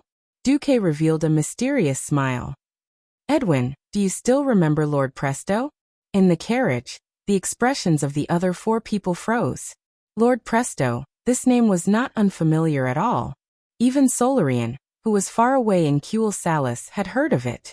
The fallen ancient guardian, Nesario, had once pretended to be a human lord and infiltrated the Alliance. He almost married Princess Kalia, and was crowned king of Alterac.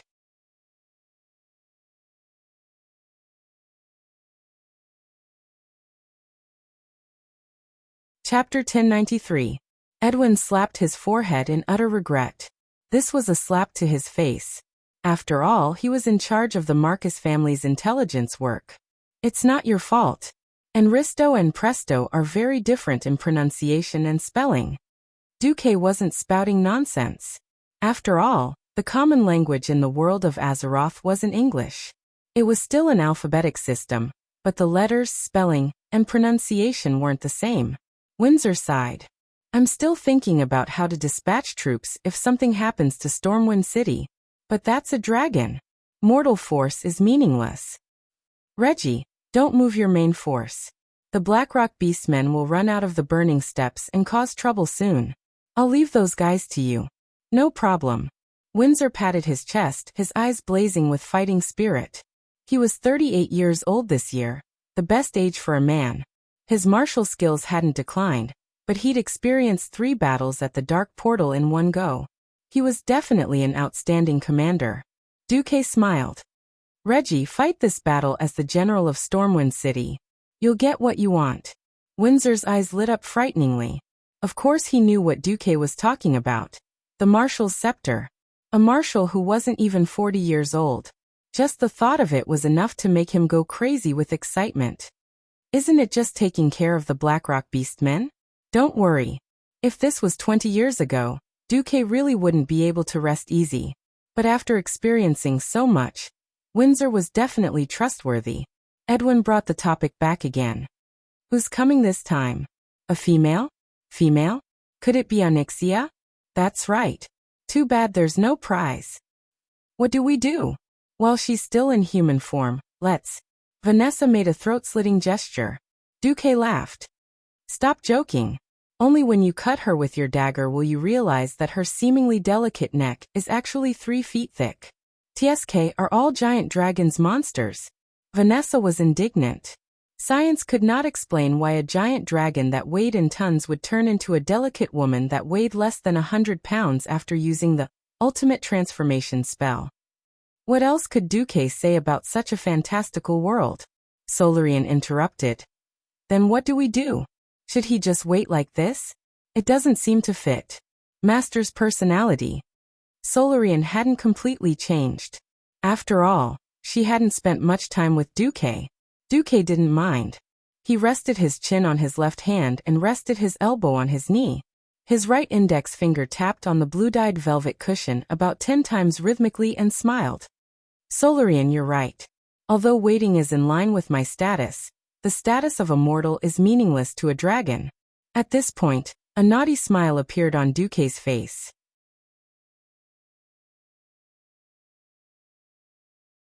But since such a giant dragon doesn't play violence with us, and instead comes to the human world to play politics and conspiracy, wouldn't it be rude of us as the host not to play with her? Vanessa pursed her lips. Dear Master, are you sure that Alun has cleansed you of all evil powers? Damn it, Master is working, don't talk as a maid. Edwin couldn't stand watching his daughter anymore. After lecturing her, he immediately turned to Duque.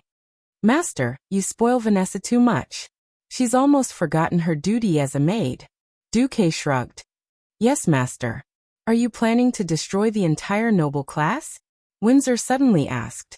After all, every knight apprentice is taught how to serve their lord when they are young. Only by making great contributions will they be allowed to enter the noble class and rise above the rest. If Master does this, with our power, we should be able to succeed. But there will be chaos, and who will rule the country in the future? Or do you want to change Stormwind to a Dalajan parliamentary system? Or a monarchical parliamentary system like in Quell the Loss? Sigh. Duque sighed. So that's the case? This was the inevitable limitation of the people of this era. Due to the lack of productivity and poor transportation, the human kingdoms of Azeroth where Duque had transmigrated were similar to the feudal system of medieval Europe. It was simple. It would take more than a month to send an order to the furthest border. The scope of the king's authority was usually limited to his field of vision. He couldn't control anything beyond a 3-day journey, so he had to give his vassals great autonomy. Every lord was in fact a local emperor. But Duque used 20 years to promote the mechanical revolution with the steam engine as the core, and almost covered the entire territory of Stormwind. It would take less than a week to travel from Stormwind to the furthest territory. Access to roads, access to money, access to government orders. Maintaining the more primitive feudal system under such circumstances was actually hindering the development of the entire society. For example, this time, the princess of the Black Dragon Onyxia had just provoked a little, and the brainless nobles who were blinded by profits couldn't wait to jump out. On the surface, they wanted to increase taxes, but in reality they wanted more power. Otherwise they would threaten to abolish the railway transportation. This situation was even worse than when Onyxia provoked the Mason Brotherhood to demand back pay from the Stormwind nobles for the construction of Stormwind City. That time, the Stormwind nobles didn't pay for the construction of the city. It was a typical peasant worker demanding back pay. Of course, there was also the reason why Onyxia lied to the backbone of the Mason Brotherhood.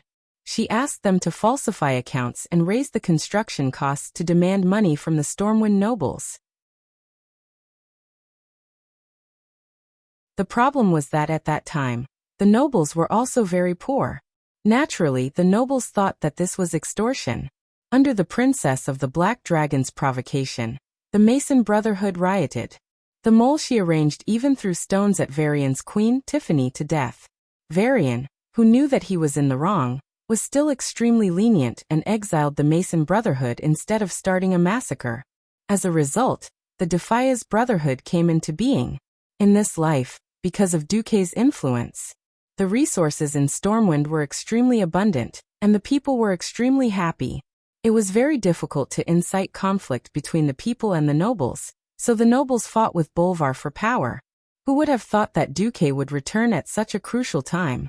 Duque didn't want to cause too much chaos, but since Onyxia had started it, he could only carry on with the reform. You're tuning in to the Li Mei's Wuxia Whispers YouTube channel. We're so grateful for your support, and don't forget to subscribe to join us on this incredible journey through captivating stories. Your generosity through donations truly makes a world of difference, as it's the primary source of revenue that allows me to expand and enhance this channel for you. Thank you from the bottom of my heart for being a part of this adventure.